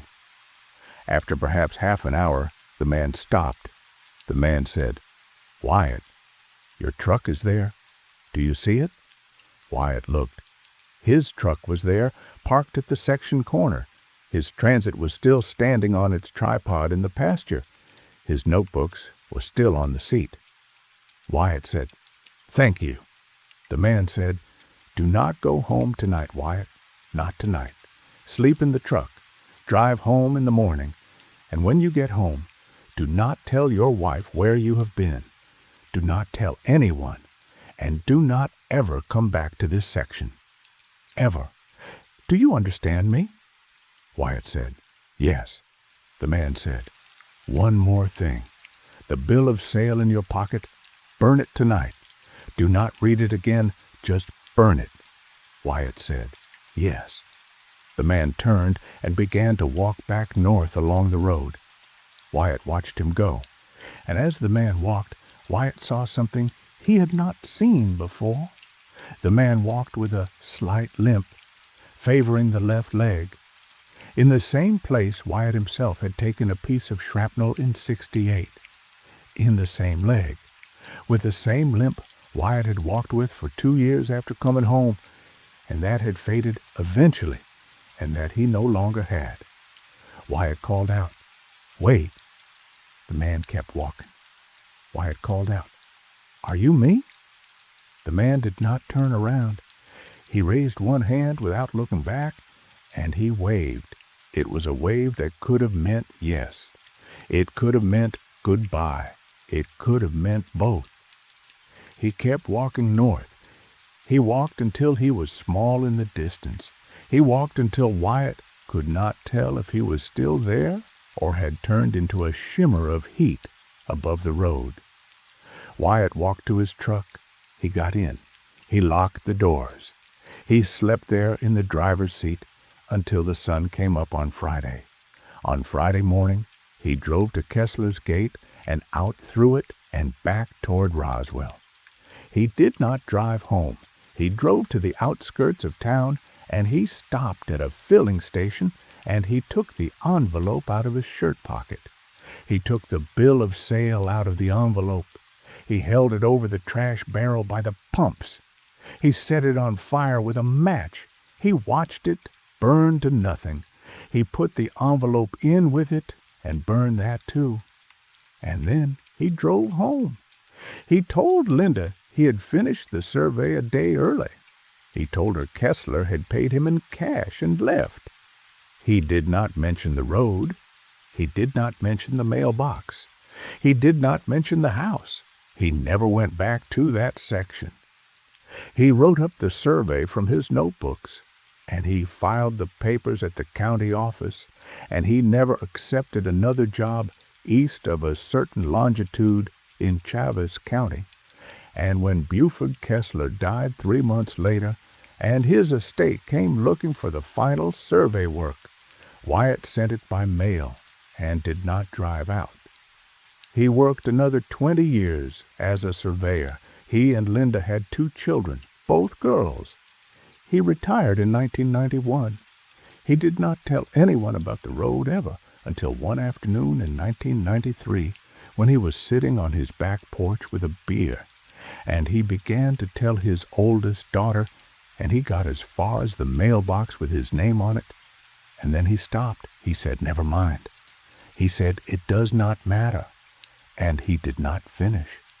He died in 1994 of a heart attack in his sleep in the little house on Alameda Street behind the elementary school. Linda found him in the morning. He was smiling, she said. He had been smiling in his sleep, and the smile was still on his face. His oldest daughter told the man in the canvas jacket the rest of the story years later, when the man in the canvas jacket showed up at her door and said he had known her father, and she believed him because he had known things only her father could have known. And she told him what her father had said on the porch and what he had not finished saying. And the man in the canvas jacket thanked her, and he left, and he drove to Kentucky, and he sat in a diner outside of Paducah and told the whole story to me. I asked him at the end, I said, "Mister, who were you to Wyatt Halloran?" He looked at me a long moment. He said, "I do not know. I know I met him on that road in 1971. I know I walked him back to his truck. I know I told him to burn the bill of sale, but I also know that I was born in 1962, which means in 1971 I was 9 years old in a house in Tulsa, and I was not on any road in New Mexico. He said, I do not know how I remember doing what I did. I do not know how I know the things I told him. I only know that when Wyatt Halloran's daughter opened her door in 1995 and looked at me, she said, I had her father's eyes. He said, and when I look in the mirror, I have my own eyes, which are not her father's, which are just mine. But sometimes, he said, I dream that I am walking north on a gravel road under a hard blue sky, and there is a house up ahead, and I know the house, and I know that if I reach it, I will not have to walk anymore. I will not have to be tired anymore. I will not have to be anyone I do not want to be anymore. And every night, he said, I turn around. I walk south instead. I walk south until the dream ends. But he said, one of these nights, I am going to be too tired. One of these nights, the walk south is going to be too long, and I am going to sit down in the middle of that road and put my head in my hands. And no one is going to come from the north to help me up, because I am the one who comes from the north. I am the one who helps. And there is no one behind me. He drank the last of his coffee. He put a $5 bill on the counter for both our checks. He put on his canvas jacket. He walked to the door. Before he opened it, he turned back to me. He said, Mister, if you ever survey land in New Mexico, do not take a job east of Roswell. Do not go looking for a road that is not on any map. And if you find one, do not walk it. Do not walk it in either direction. He said, and if you get a letter with your own name on it in a mailbox that has no business being there, do not open it. Just close the door. Just walk away.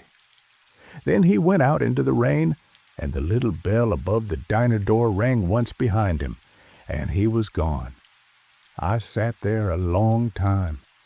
The waitress came over and refilled my cup. She looked at the counter where he had been sitting.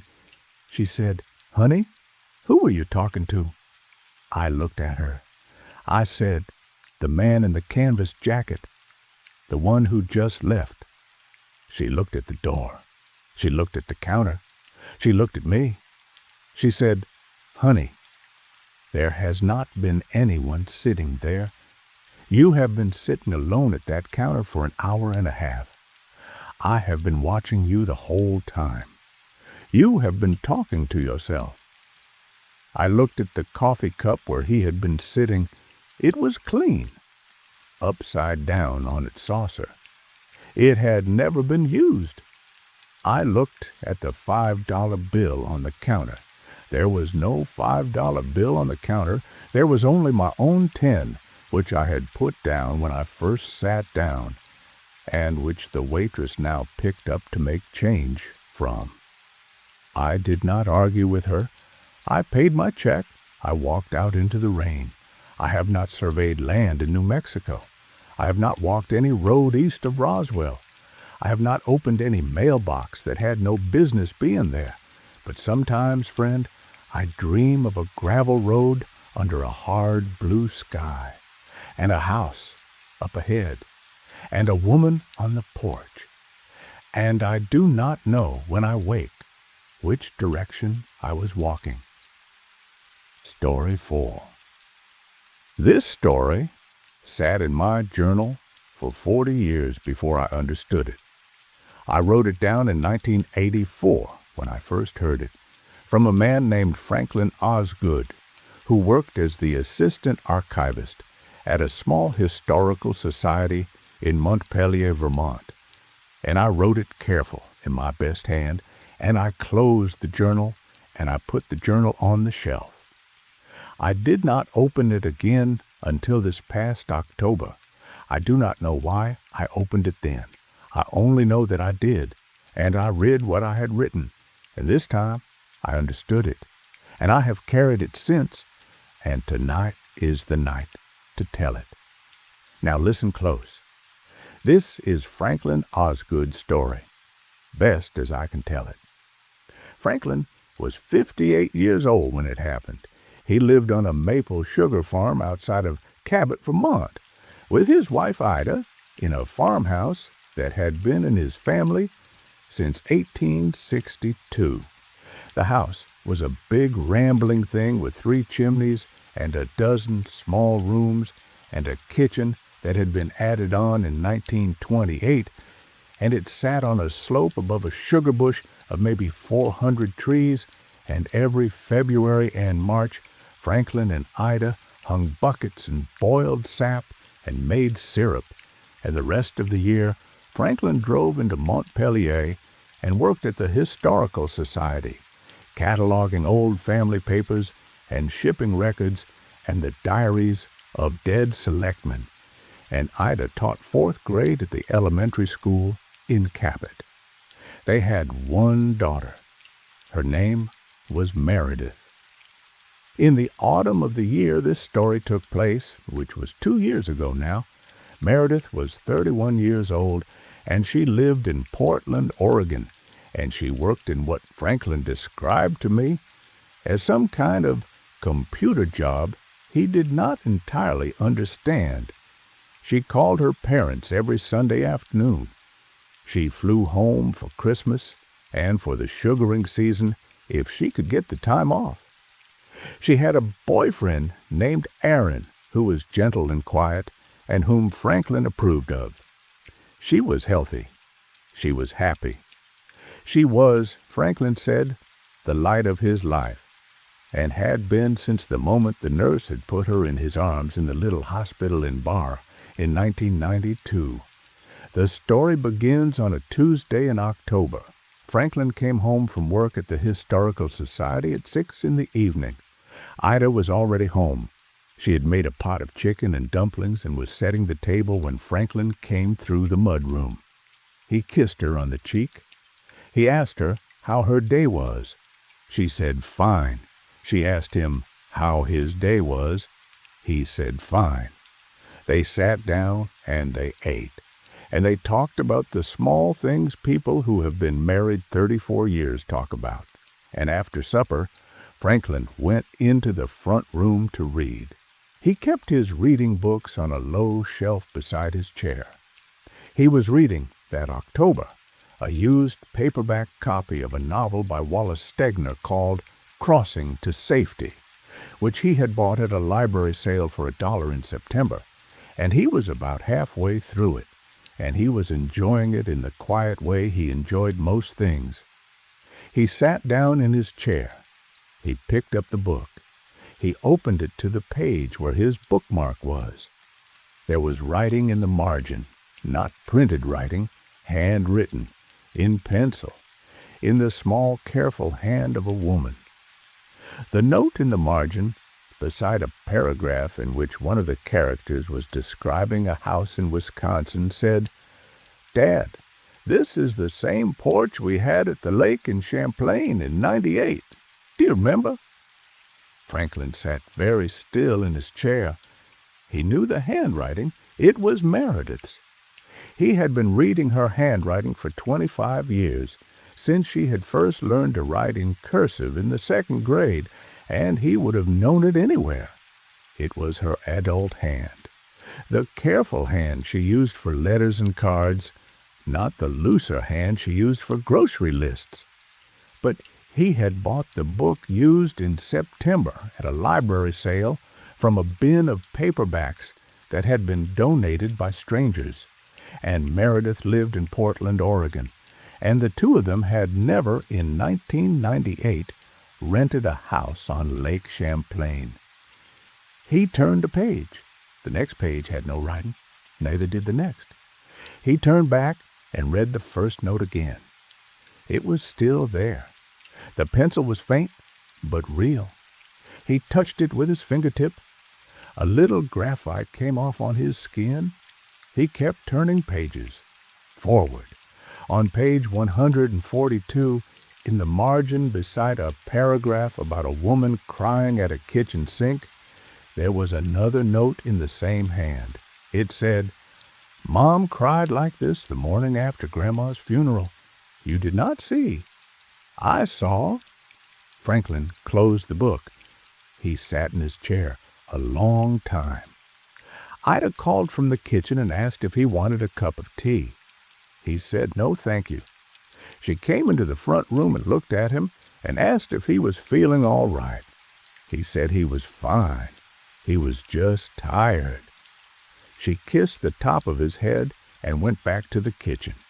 He opened the book again. There were more notes. He found them by paging carefully forward and back.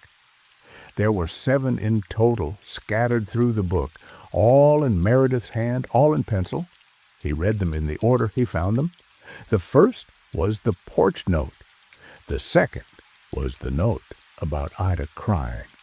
The third, on page 188, beside a description of a family driving somewhere in a station wagon, said, "The station wagon smelled like the inside of a suitcase. I hated it. I was 7. The fourth, on page 201, beside a paragraph about a man staring out a window at snow, said, "You stood at the window like this every February when the sap wouldn't run.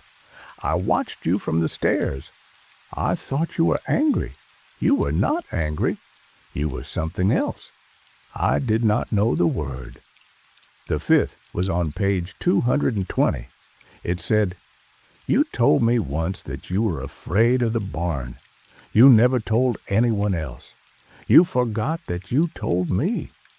The sixth was on page 239. It was longer. It said, "Dad, I do not know how else to reach you. I have tried every other way. This is what is left. Please read carefully. Please do not tell Mom yet." The seventh was on page 251. It said, "There is a box under the 3rd stair up in the sugar house, behind the loose board. Please look. Please look tonight." That was the last note. Franklin turned every remaining page of the book. There were no more. He sat in his chair. It was 7:42 in the evening. Outside the window, the light had gone. Ida was doing dishes in the kitchen. He could hear the water and the small clink of plates. He could hear the ticking of the clock in the hall. He could hear his own breathing. He said quietly. To no one at all, he said, "All right." He put the book on the arm of the chair. He got up. He walked into the kitchen.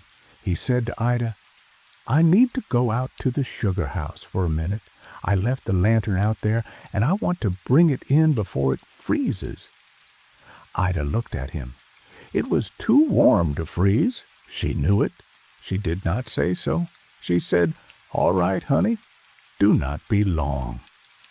He put on his boots and his coat, and he took a flashlight, and he went out the back door, and he walked down the slope to the sugar house. The sugar house was a small building of vertical pine boards, weathered gray, with a metal roof. And inside it there was the evaporator, and the wood stove that fired it, and the pans, and a set of wooden stairs up to a small loft, where Franklin kept the taps, and the tubing, and the tools he did not use in the off-season. He had built the loft himself in 1983, when Meredith had been an infant, and he had built the stairs by hand. And there were 7 of them, and the 3rd one from the bottom had always been loose. He had meant to fix it for 40 years. He had never fixed it. He went up to the 3rd stair. He knelt down. He put his flashlight in his mouth. He worked the tread of the stair with his fingers. It came up in his hands, the way it had always come up when he brushed it with his boot. He set it aside. There was a space beneath the tread, perhaps 4 inches deep, dark, full of cobwebs and mouse droppings and the small dry ghosts of leaves that had blown in over the years. There was also a box. It was a small wooden box about the size of a hardback book, cedar, handmade. He recognized it because he had made it himself in 1988, when Meredith had been 4 years old for her to keep her treasures in. She had used it for a year or two and then had forgotten about it. He had thought it was in her old bedroom, in the closet, with the other things she had left behind. He took the box out. He put the stair tread back. He carried the box down and set it on the workbench beside the evaporator, and he opened it. Inside was a stack of letters, 15 or 20 of them, all in Meredith's hand, all addressed to him, all in envelopes, none of them stamped or postmarked. They had never been mailed. They had been written and put in envelopes and put in the box. And the box had been put under the loose stair, and it had waited. Franklin sat down on the little bench by the workbench. He picked up the top letter. The envelope said on the front, in Meredith's careful hand, "Dad, read this first. October 8th. October 8th was Tuesday. That day, he was standing in his sugar house on the evening of October 8th. He opened the envelope. The letter inside said, "And I will tell it to you the way Franklin told it to me," though he could recite only parts of it, and the rest he paraphrased. The letter said, "Dad, I do not know how to tell you this, so I will tell it plain. I have been dead for 4 years. I died on a Tuesday in October of 2019. I was 28 years old. I died in Portland, in my apartment, of an aneurysm in my brain that no one had known was there. Aaron found me. He called an ambulance. It was too late. My funeral was held in Portland, and you and Mom flew out for it, and you sat in the front row of the little chapel, and you both wept. And then you flew home, and you buried a small box of my ashes in the plot beside your parents in the cemetery in Cabot. And you have visited that plot every Sunday afternoon for 4 years. You know all of this. You have known it for 4 years. You have not forgotten it. But something has happened to you, Dad, and I need you to understand what it is, because it is the only way I can help you now. Something in you has been unable to accept it, not unwilling, unable. And so you have made another version of me, a version who is still alive, who lives in Portland, who calls on Sundays, who has a boyfriend named Aaron, though Aaron in the real world moved back to his family in Connecticut 2 years ago and does not speak to you anymore, who flies home for Christmas. You have made this version of me in your mind, and you have lived with her for 4 years, and Mom has known, and Mom has not corrected you, because Mom is afraid of what will happen to you if you have to know. Mom loves you, Dad. Mom loves you more than you understand, but she cannot carry this alone anymore. She is tired, and I cannot bear to watch her be tired anymore.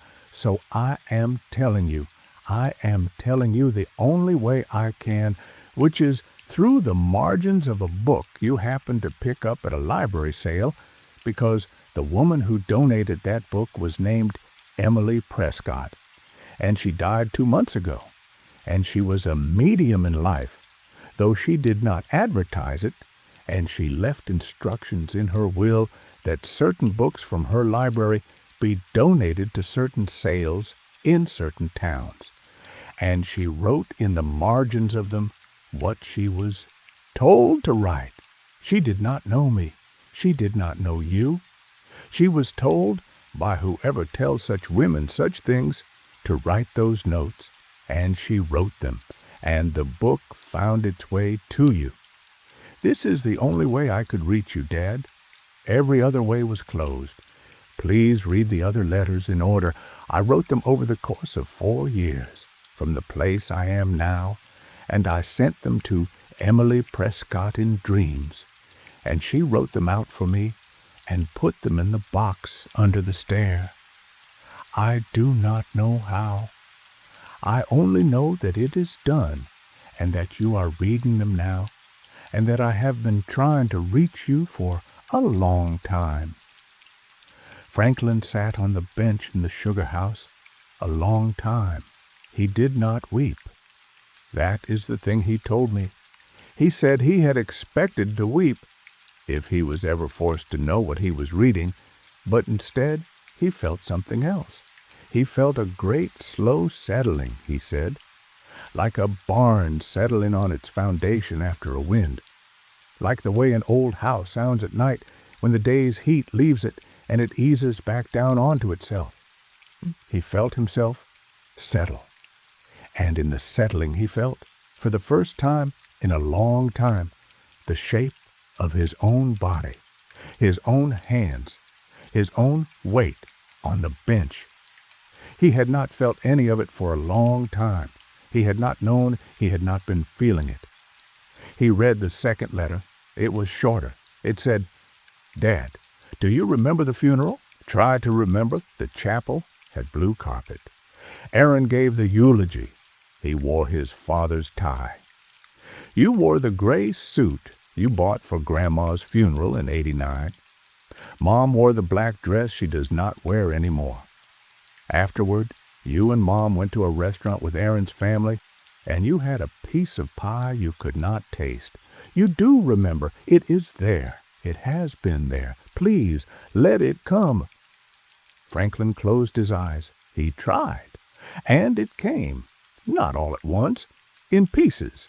The blue carpet, Aaron's tie, which had been silk and slightly too wide, the gray suit that had smelled of mothballs from the closet, Ida in the black dress, small in it because she had lost weight, the pie, which had been apple, and which he had chewed and swallowed and not tasted, and Meredith. Meredith in the box on the table at the front of the chapel. Meredith, who had been 31 years old and who had not lived to be 32. He remembered. He had been remembering all along. That was the terrible thing. He had been remembering and unremembering, remembering and unremembering in some slow cycle he had not been aware of. 4 years of afternoons on the phone with a daughter who was not there. 4 years of Christmas cards he had written himself.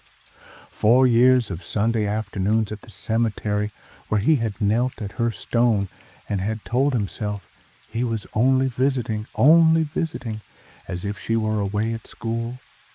4 years of Ida watching him. 4 years of Ida saying nothing. He read the third letter, and the fourth, and the fifth.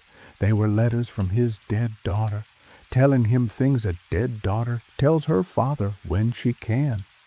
She told him she was not in pain. She told him she was not lonely. She told him that where she was, if it could be called a where, there was something like light and something like rest, and that she thought of him often and of Ida, and that she was not angry, and that she loved them, and that she wanted them to be all right. She told him that Ida had been holding the truth of it alone for 4 years, and that Ida was strong, but that Ida was not that strong, and that Ida needed him to remember. She told him he could not keep pretending. She was firm about that. She said, "Dad, you can grieve me now. You can grieve me all the way. It will hurt. It will hurt more than anything has ever hurt. But if you do not grieve me, I do not know how long you will keep making a version of me that isn't me. And I do not want to be that version anymore. I am not that version. That version is you talking to yourself. I am somewhere else. I am fine. Please let the version go, Dad. Please let her go." He read all the letters. It took him hours. It was past midnight when he finished. The sugar house was cold. His flashlight was dim. He put the letters back in the box in order. He closed the box. He carried it up to the house. Ida was still awake. She was in her nightgown at the kitchen table with her cup of tea gone cold in front of her. She had been waiting. She had known He realized when he saw her face exactly what he was doing out there. She had probably known about the letters for as long as they had been there.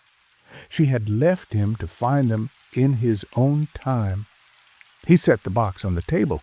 He sat down across from her. He said, "Ida, Meredith is dead." She looked at him. She did not say anything. Her eyes filled up. He said, "She died in Portland in October of 2019. She died of an aneurysm. Aaron found her. We flew out for the funeral. She is buried in the cemetery in Cabot. I have known this for 4 years, and I have been forgetting it for 4 years, and I am sorry, Ida. I am so sorry. I do not know how you have carried this alone." She reached across the table, and she took both his hands. She said, "Franklin, I have not carried it alone. I have carried it with you. You just did not know you were carrying it." She said, "Some days you knew. Some days you knew all of it, and you cried in my arms, and you asked me how we were going to bear it, and I told you we would bear it because we had to. And then you would sleep, and in the morning you would wake up and you would ask me if Meredith had called on Sunday, and I would know that today was one of the other days. And I would say she had called. I would say she had told me to tell you she loved you, and you would smile, and you would eat your breakfast, and I would go to school, and we would go on." She said, "I did not know how to fix it, Franklin. I did not know if it could be fixed. I was afraid that if I forced you to remember all the days at once, it would break something in you that could not be put back. So I let you have your days.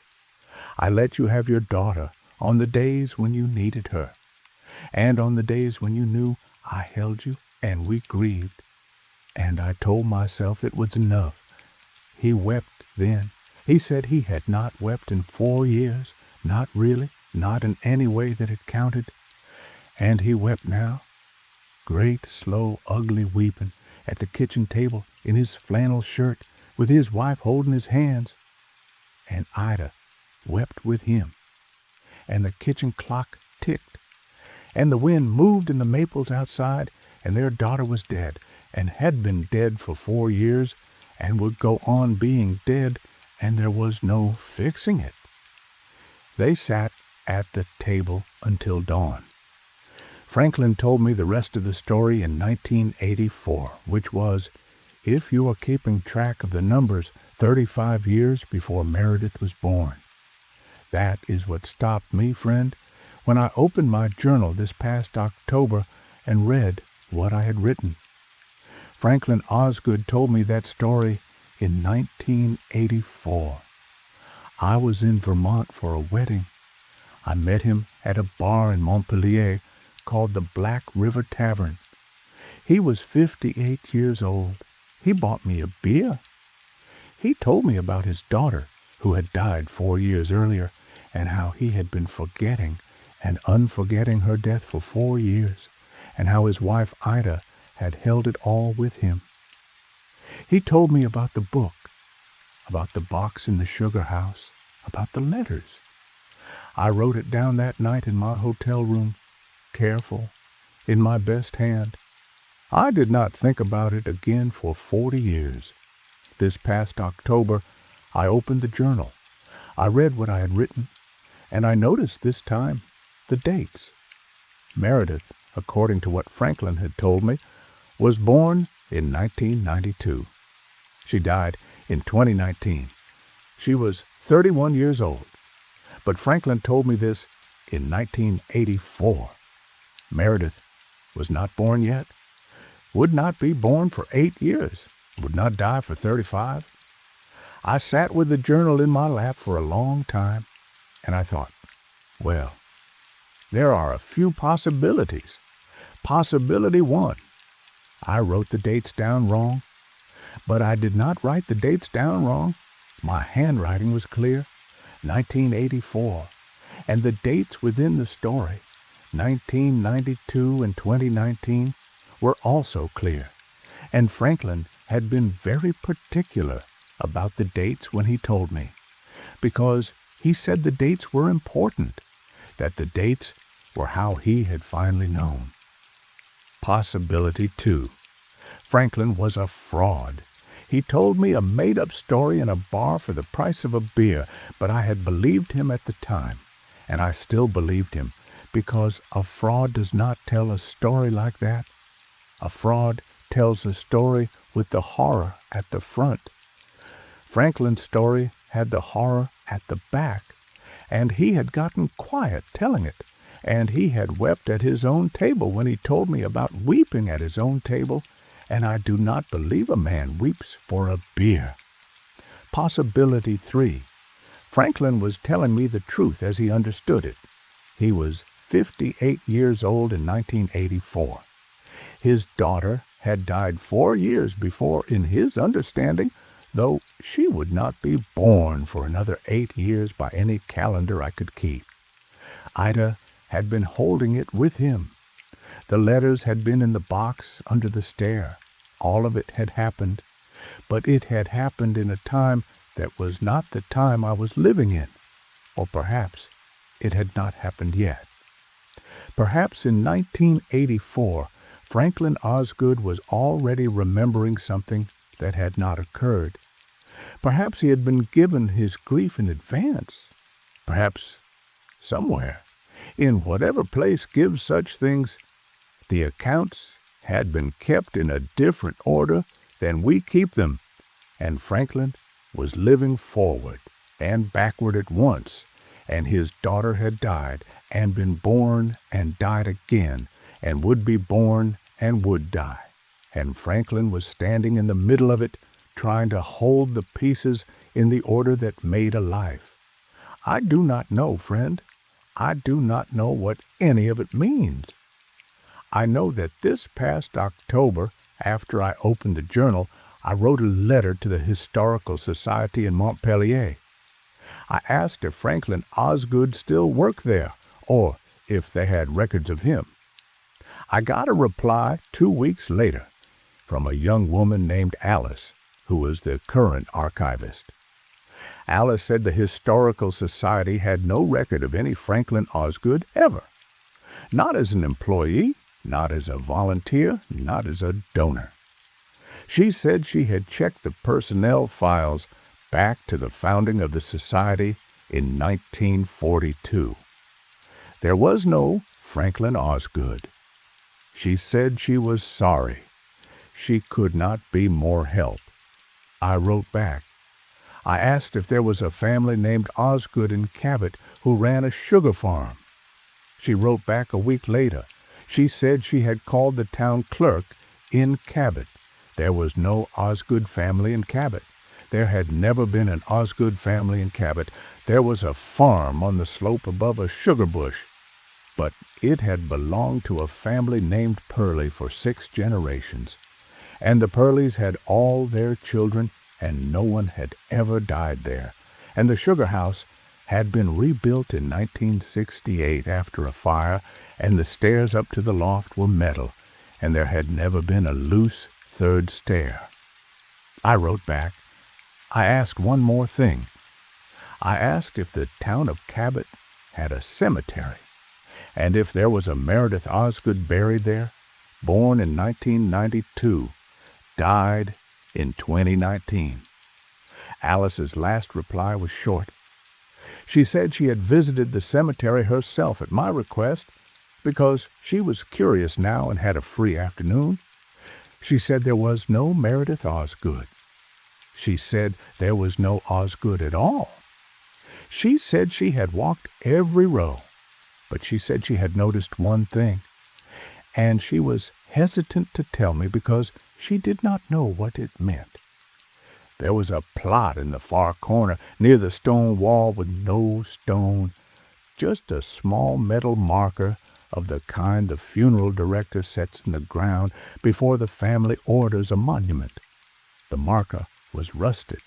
It had been there a long time. On the marker, in raised metal letters, was a single word. The word was Osgood. There was no first name. There were no dates. There was just the surname, as if someone had bought the plot and set the marker and then had never come back to finish the stone, as if someone had been waiting to be told what name to put on it. She asked me if I knew whose plot it was. I did not write back. I do not know what to write. I do not know what to tell her. I know that I read a story 40 years ago, told to me by a man in a bar in Montpellier, and I wrote it in my journal, and I closed the journal, and I did not think about it again. And I know that now, 40 years later, there is a plot in a cemetery in Cabot with the name Osgood on it, and no one is in it, and no one knows who bought it, and it has been waiting. I know that Franklin told me the story of a father who could not accept his daughter's death, and who forgot and remembered and forgot for 4 years, until a book with pencil notes in the margin brought him back to himself. And I know that the book he read was a used paperback of Crossing to Safety by Wallace Stegner, which he bought at a library sale in Vermont. I looked on my own shelf this past October after I read the journal. I own a used paperback of Crossing to Safety. I bought it at a library sale in 1991 in Tennessee. I have never read it. I have moved it from house to house for 33 years, and it has always sat on my shelf, unopened, saved for a rainy day I have never quite reached. I have not opened it, friend. I want you to understand that. I have not opened the book. I have not looked in the margins. I do not want to find out whose handwriting is there. I do not want to find out whose name I am carrying in that book, on that shelf, in a house I have lived in for 11 years now, alone, on a slope above a small creek, in a country that has been kind to me, but has taken its share of everything I love, and will take the rest before it is done. I do not want to open the book, because I do not want to know if the notes in the margin are in a hand I recognize. I do not want to know if the notes say things I already know but have forgotten. I do not want to know if there is a box under a loose board somewhere in this house that I have been walking past for 11 years without seeing. I want the book to stay closed. I want the plot in Cabot to stay empty. I want the marker to rust down to nothing before anyone thinks to write a name on it. But I know, friend, I know the way Franklin knew when he sat in his chair with the pencil on his fingertip. I know that the not knowing is a kind of forgetting, and I know that forgetting is what put Franklin in the chair in the first place, and what put his daughter in the ground for 4 years without him being able to bury it, and what put the marker in the corner of the cemetery with only a surname on it, waiting. I know that one of these nights I'm going to open the book. I do not know what I will find. I do not know whose hand is in the margins. I do not know if it is my own hand from some year I have not yet reached, or from some year I have already lived through and have carefully arranged not to remember. I only know tonight, with the rain on the roof and the fire going low, that the book is still on the shelf, that the shelf is in the next room, that I could get up now and walk to it and take it down and open it. I have not gotten up. I am still here with you. I think for tonight I will stay. Story 5.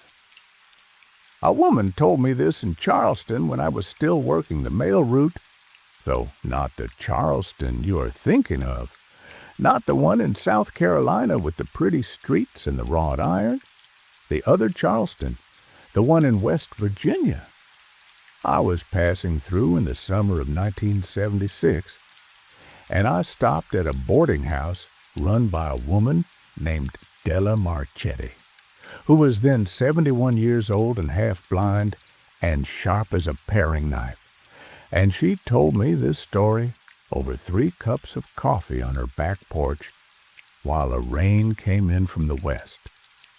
Della had been a night nurse in the deep Ozarks in 1934, and this is what she said happened to her, and I have never had cause to doubt it.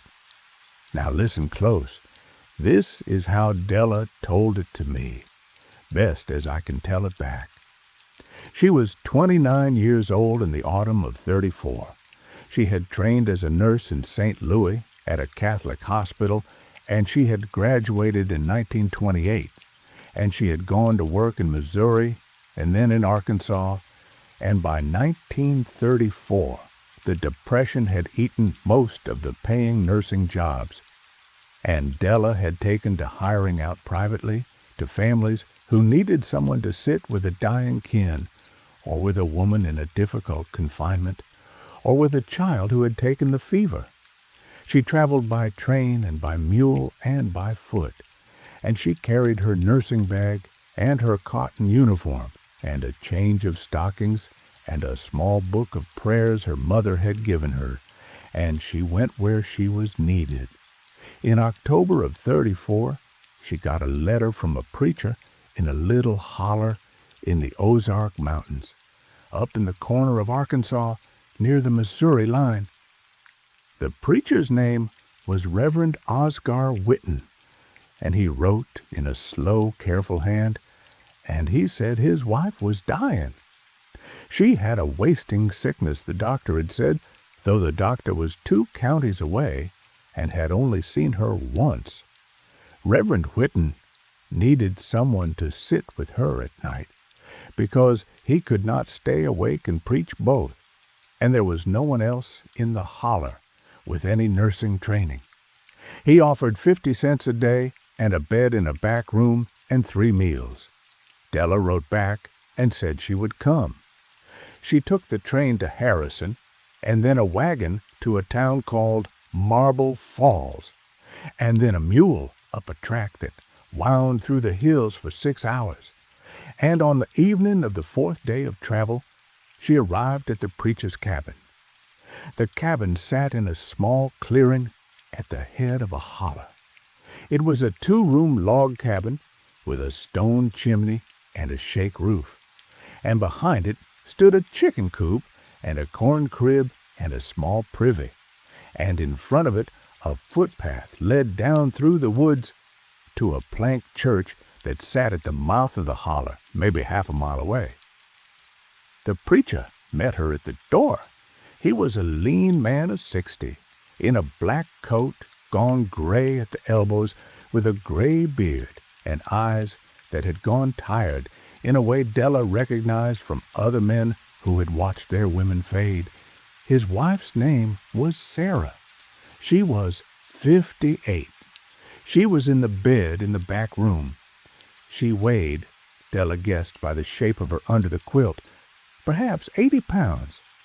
Della did what she could. Sarah could not eat solid food.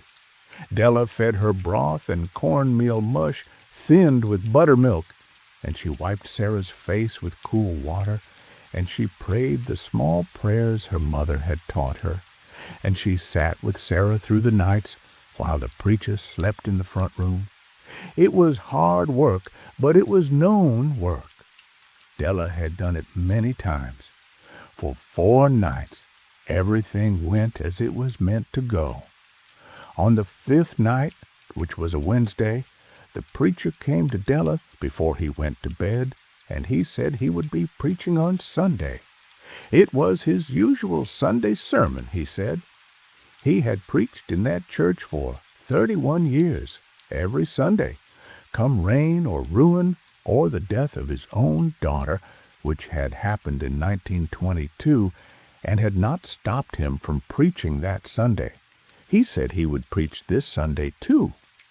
He asked if Della would come to the service because Sarah could be left alone for 2 hours in the morning without any harm coming to her, and it would be a kindness to Della to get out of the cabin, and he thought perhaps she would like to hear him preach. Della said she would come. Sunday morning came clear and cold. Della gave Sarah her breakfast broth and washed her and settled her. She put on her second uniform, which was cleaner than the first, and she pinned up her hair, and she walked down the path through the woods with the preacher. The path was steep and slick with wet leaves. The preacher moved carefully in his black coat, with his Bible under his arm. He did not speak on the walk down. Neither did she. The church was a plank building perhaps 30 feet long and 20 feet wide.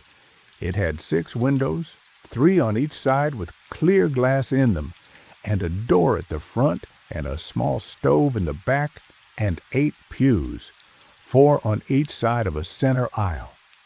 The pews were made of unpainted pine and had gone gray with age. There was a plain pulpit at the front, and behind the pulpit a wooden cross, and behind the cross a plain white plaster wall. When Della walked in with the preacher, the church was full, not crowded, but full. Every pew had people in it, perhaps 30 or 35 people all told, men and women, and a few children.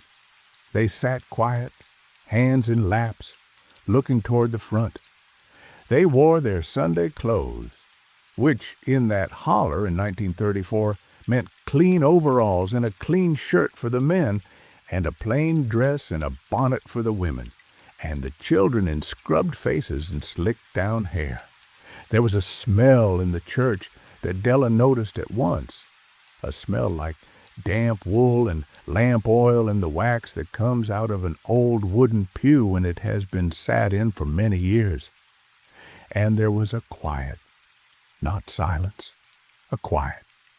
The small sounds of people breathing and shifting slightly in their seats.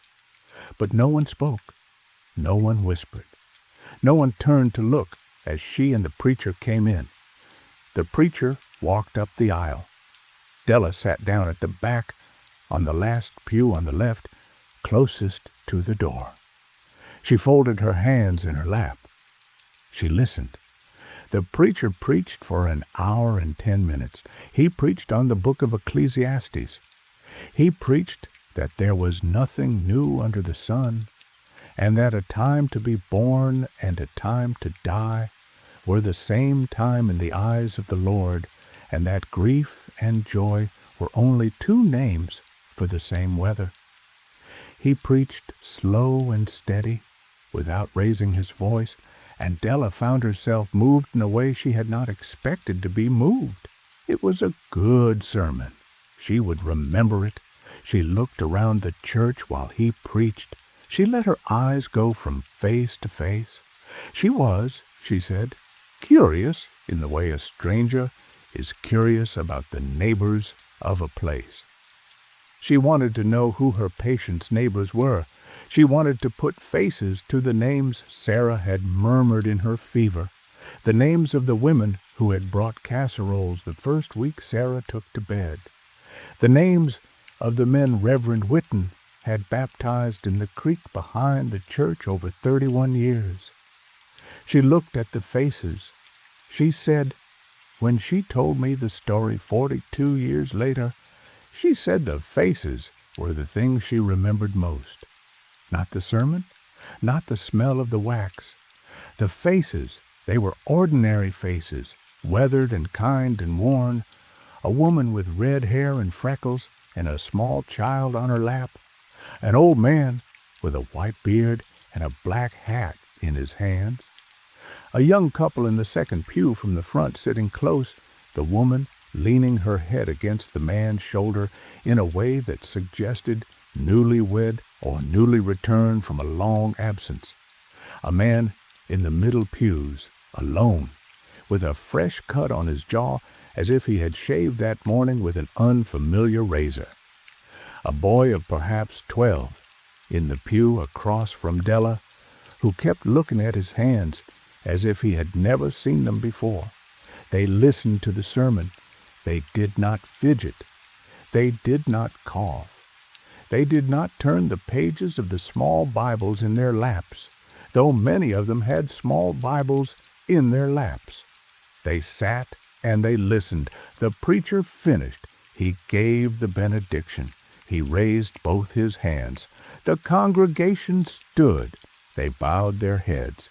He asked the Lord to bless them and keep them and to bring them safely to the Sunday to come. He said, Amen.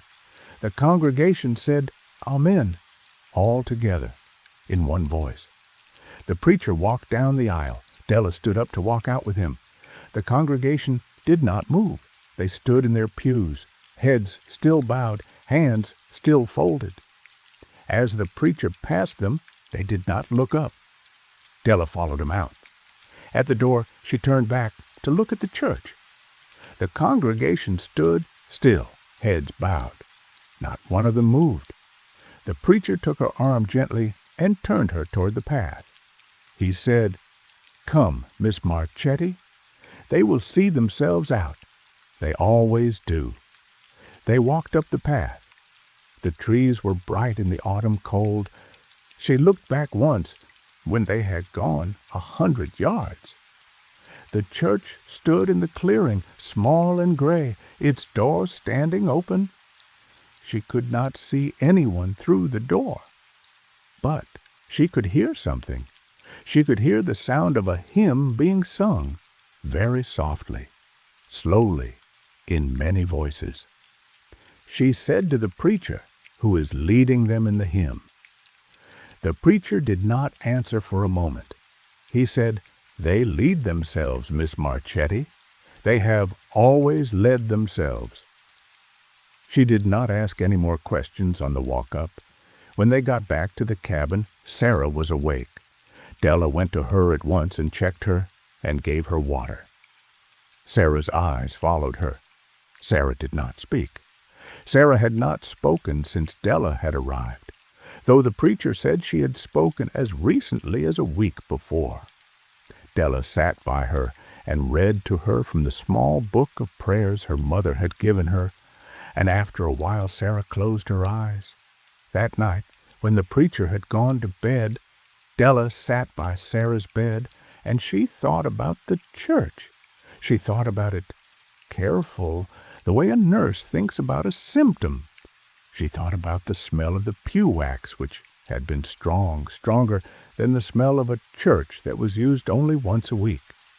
She thought about the way the congregation had not turned when she and the preacher came in, though the door had creaked, and though her boots had been loud on the plank floor, and though the preacher's boots had been louder. She thought about the boy of 12 who had kept looking at his hands. She thought about the young man in the middle pews with the fresh cut on his jaw. She thought about the young couple in the second pew, the woman leaning her head against the man's shoulder. She thought about how none of them had coughed. None of them had shifted their weight. None of them had reached up to scratch a nose or tuck back a strand of hair. 35 people had sat in that church for 1 hour and 10 minutes, and not one of them had done any of the small things people do when they sit in a church for 1 hour and 10 minutes. She thought about the Amen, how it had come all at once, in one voice. She thought about the hymn she had heard through the open door. She had not been able to place the tune. It had not been any hymn she knew. And Della, who had grown up Catholic in St. Louis but had nursed in Protestant houses for 6 years, knew a great many hymns. She got up quietly. She lit a lantern and shielded it with her hand. She went out into the front room. The preacher was asleep on the daybed by the stove, his black coat hung on a peg, his boots set neatly beside the daybed. She looked at him a long time. He was a good man, she said. She had been able to tell from the first day. He was a good man, and he was tired, and he had been sitting with a dying wife for months, and he was going to lose her, and he knew it, and he was preaching every Sunday because it was the only thing he had left that felt like breath. She went to the shelf by the door where he kept his church records. It was a wooden shelf with 3 books on it, a Bible, a hymnal, and a large ledger bound in brown leather. She took down the ledger. She carried it back to the back room, and she sat by Sarah's bed with the lantern shielded, and she opened it. The ledger was the church roll. It was the record of every member of the congregation, going back to the founding of the church in 1903. Each member's name was written on a line, with the date they had joined, and if they had died, the date of their death. The preacher had kept it in his own careful hand for 31 years. There were perhaps 120 names in the ledger. About 70 of them had death dates written next to them. About 50 did not. Della ran her finger down the list. She looked for the young couple in the second pew. She did not know their names, but she remembered the woman's red hair, and she remembered a man with a scar on the back of his hand. She looked for a couple who had joined the church around the same time since they had looked like newlyweds. She found them, Ephraim and Ruth Whitten. Joined the church in 1921, nephew and niece-in-law of the preacher. Death dates, 1922. Both of them, same day, May the 14th. She looked for the boy of 12 who had been looking at his hands. She did not know his name either, but she remembered the way his hair had been slicked down. She found 6 boys in the roll who had died at approximately age 12. She read their names. She could not know which one he had been. She looked for the old man with the white beard. There were 4 white-bearded old men in the roll who had died. She could not sort them out. She looked for the young man with the cut on his jaw. She thought about the cut, fresh, as if he had shaved that morning with an unfamiliar razor, as if he had wanted to look neat for Sunday, though he was not the kind of man who normally shaved close and had cut himself out of practice.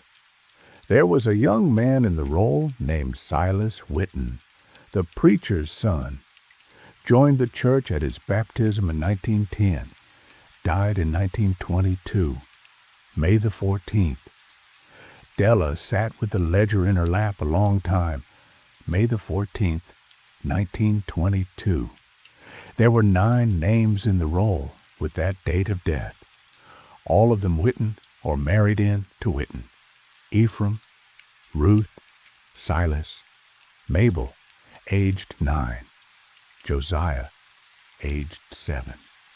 2 grandparents, an uncle, a cousin. There was a note in the ledger next to that date. In the preacher's careful hand, it said only, "Cabin fire. God have mercy." Della closed the ledger. She went back to the front room and put the ledger back on the shelf, exactly as she had found it. She went back to Sarah's bed. She sat down. She trimmed the lantern low. Sarah opened her eyes. Sarah had not spoken in a week. Sarah had not, according to the preacher, been able to sit up in almost a month. But Sarah opened her eyes now, and she looked at Della. And Della, who had thought Sarah was too far gone to understand anything, saw at once that Sarah understood everything.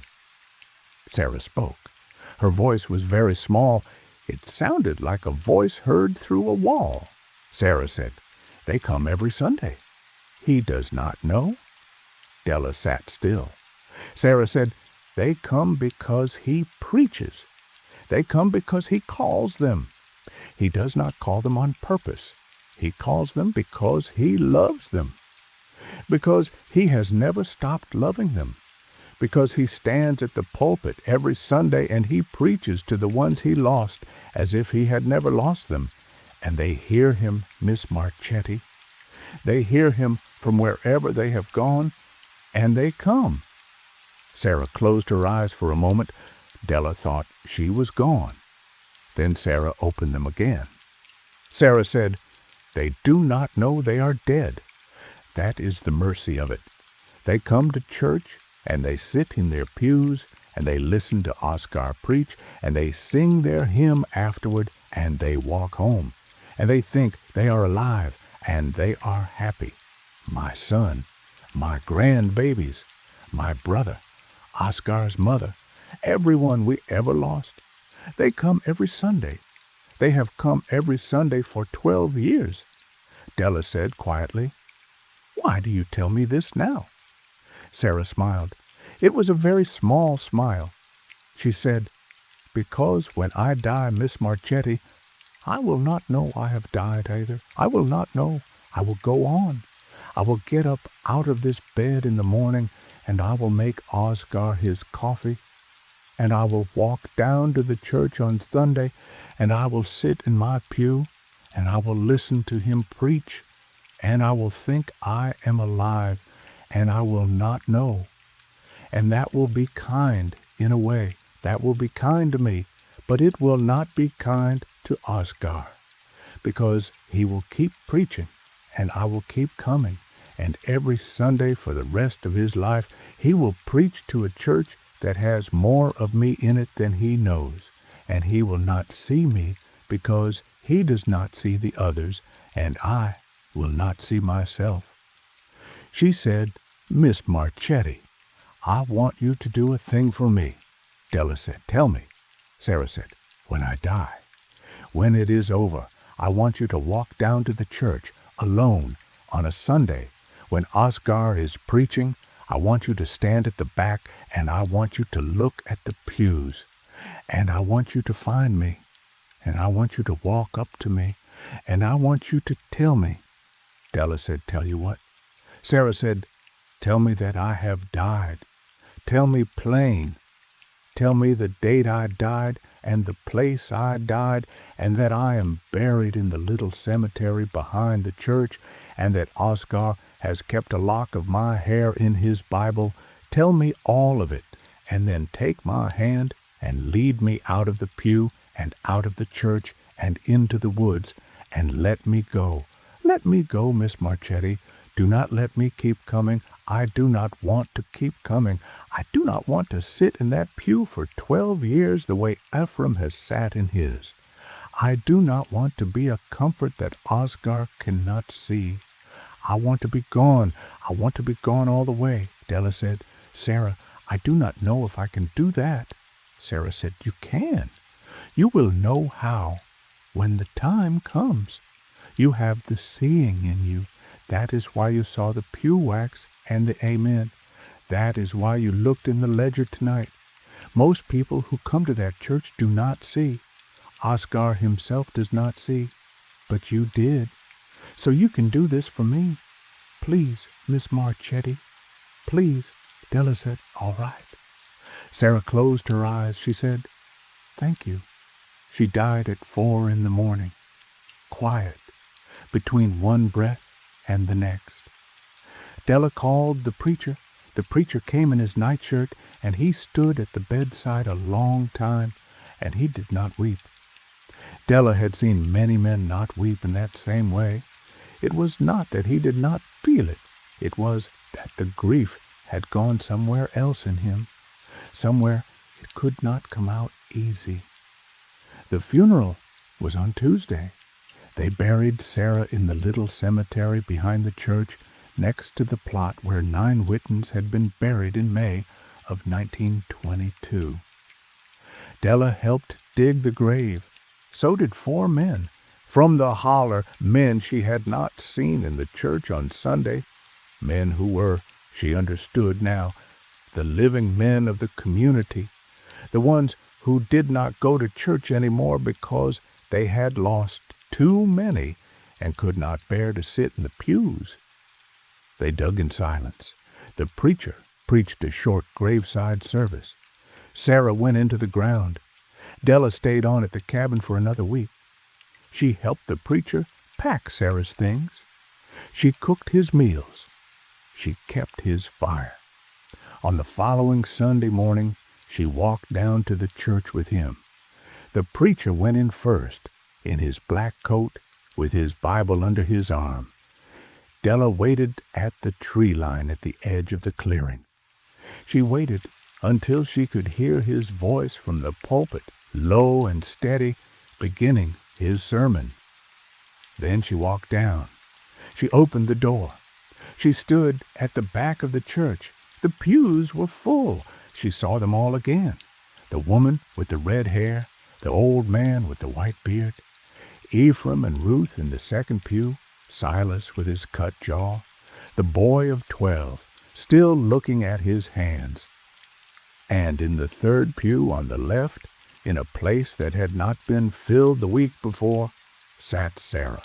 Sarah in a plain gray dress. Sarah with her hair pinned up. Sarah at 58. Not the 80-pound Sarah had been at the end, but a healthier Sarah filled out.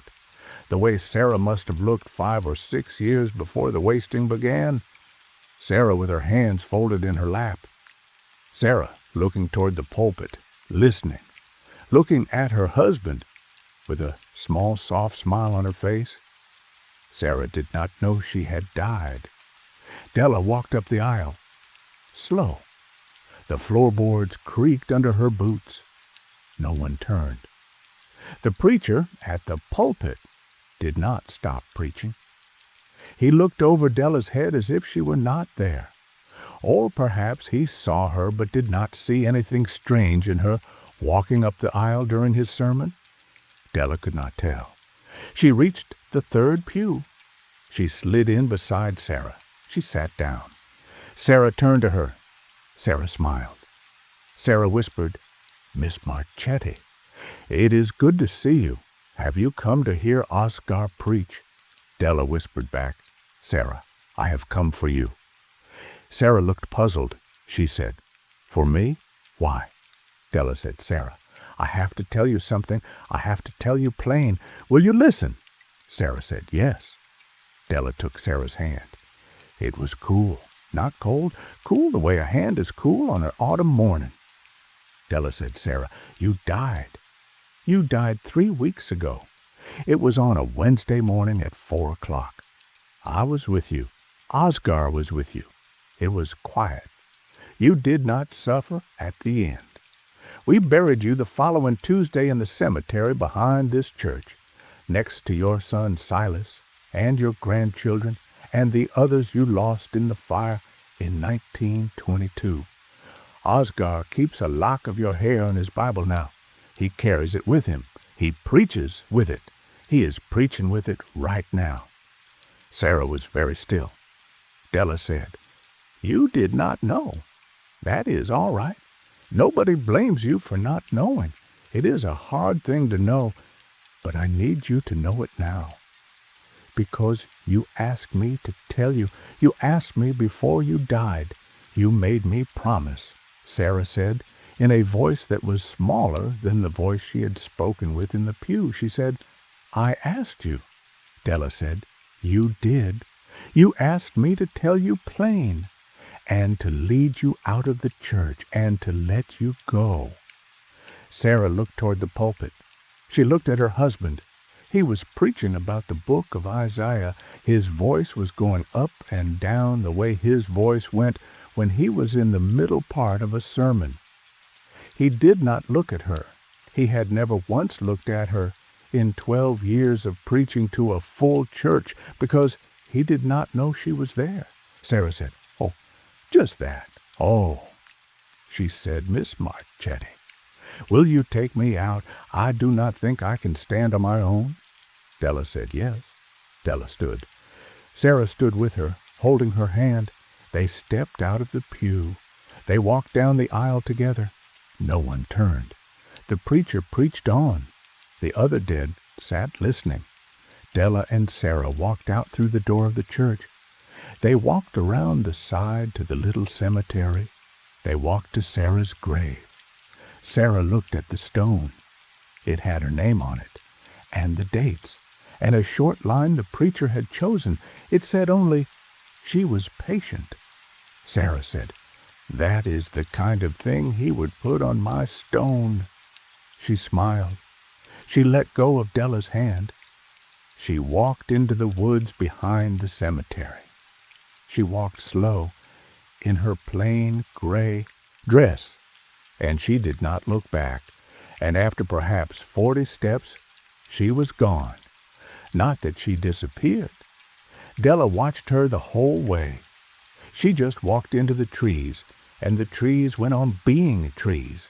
And Sarah went on going into them, and at some point Sarah was no longer there, and Della could not name the moment she stopped being there. It was like watching sugar dissolve in water. There is no moment when it happens. It just happens. Della stood in the cemetery a long time. Then she walked back to the church. She stood at the back of the church in the last pew on the left, closest to the door, where she had sat the first Sunday. The preacher was still preaching. The dead were still listening. Ephraim and Ruth in the second pew, the boy with his hands, the old man with his beard. The third pew on the left had one seat empty now, where Sarah had been sitting. There was a small dip in the gray pine of the pew where a body had been resting, and the dip was slowly rising as Della watched, the wood remembering itself, forgetting Sarah. In a few minutes, it would be flat. In a week, no one would know Sarah had ever sat there. She would be gone from the pew the way she had gone from the woods. Della walked out. She walked back up the path to the cabin. She packed her nursing bag. She wrote a note to the preacher. The note said, "I am called away by another patient. I will pray for you. Thank you for your kindness." She signed it and left it on the kitchen table.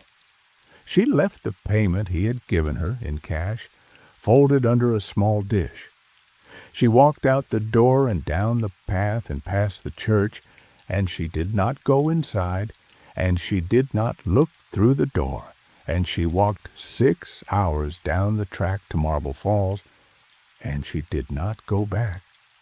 She heard, 2 years later, that the Reverend Oscar Whitten had died in his sleep in the winter of '36. He had preached his last Sunday sermon 2 days before on the book of John, on the verse about many mansions. His neighbors had found him on Monday morning. He was in his bed, and he had a small lock of gray hair in his hand, and he was smiling. Della had a thought when she heard. She hoped he had walked down to the church that first Sunday after he died, and she hoped he had gone inside, and she hoped he had looked at the pews. She hoped he had seen them, all of them, all the ones he had been preaching to for 33 years without knowing. She hoped Sarah had been waiting for him at the door. She hoped Sarah had taken his hand. She hoped Sarah had told him plain, the way Della had told Sarah. She hoped Sarah had said, "Oscar, you have died. You have died in your bed on Monday morning, and now you are here with me, and now we can go, together, both of us, into the woods." She hoped they had gone. She did not know. She could not know. She had left the holler and had never gone back. And by the time she told me the story in 1976, she was 71 years old. And she had lived a long life since, and she had never once returned to that plank church at the head of that holler in the Ozark Mountains. And she did not know if it was still standing, or if the pews were still gray, or if the dead were still coming every Sunday to hear a preacher who could no longer preach to them. She told me one last thing. She said, "Mister, in every town I have ever nursed in every church I have ever set foot in every small country chapel and every big city cathedral, I have looked at the pews, I have looked at the faces, and I have seen them sometimes, the ones who do not know, the ones who come because someone still loves them and still calls them without meaning to, They sit very still. They do not fidget. They do not cough. Their faces are kind. If you know how to look, you can see them. She said, but you have to want to see them. Most people do not.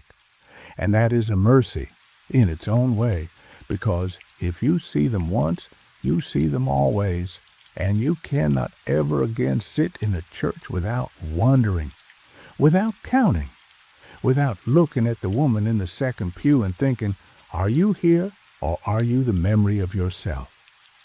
She said, Mister, if you go home tonight and you sleep well, do not think about this story too much. It is a story for a quiet afternoon on a porch in the rain. It is not a story for the long dark. Set it down. When you leave here, do not carry it. I did not set it down, friend. That is the truth. I carried it.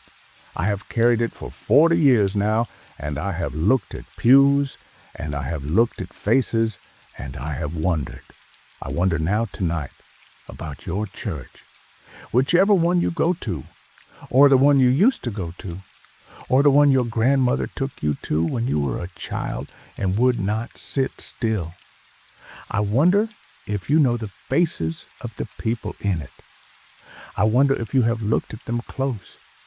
I wonder if you have counted. I hope the count is what it should be, friend. I hope every face in your pews is a face that knows. Well, friend, the fire's gone down to embers now. The rain hasn't quit, and I don't reckon it will before morning. If you're still with me, close your eyes a while and let the sound of it carry you. If you drifted off somewhere back among the pews or the pines, then I hope your rest was easy, and I hope whatever you dreamed was kind. I'll be here tomorrow night. Same fire, same chair, same rain on the tin roof. Come back when you're ready, and we'll tell some more. Sleep well now, friend. Sleep well.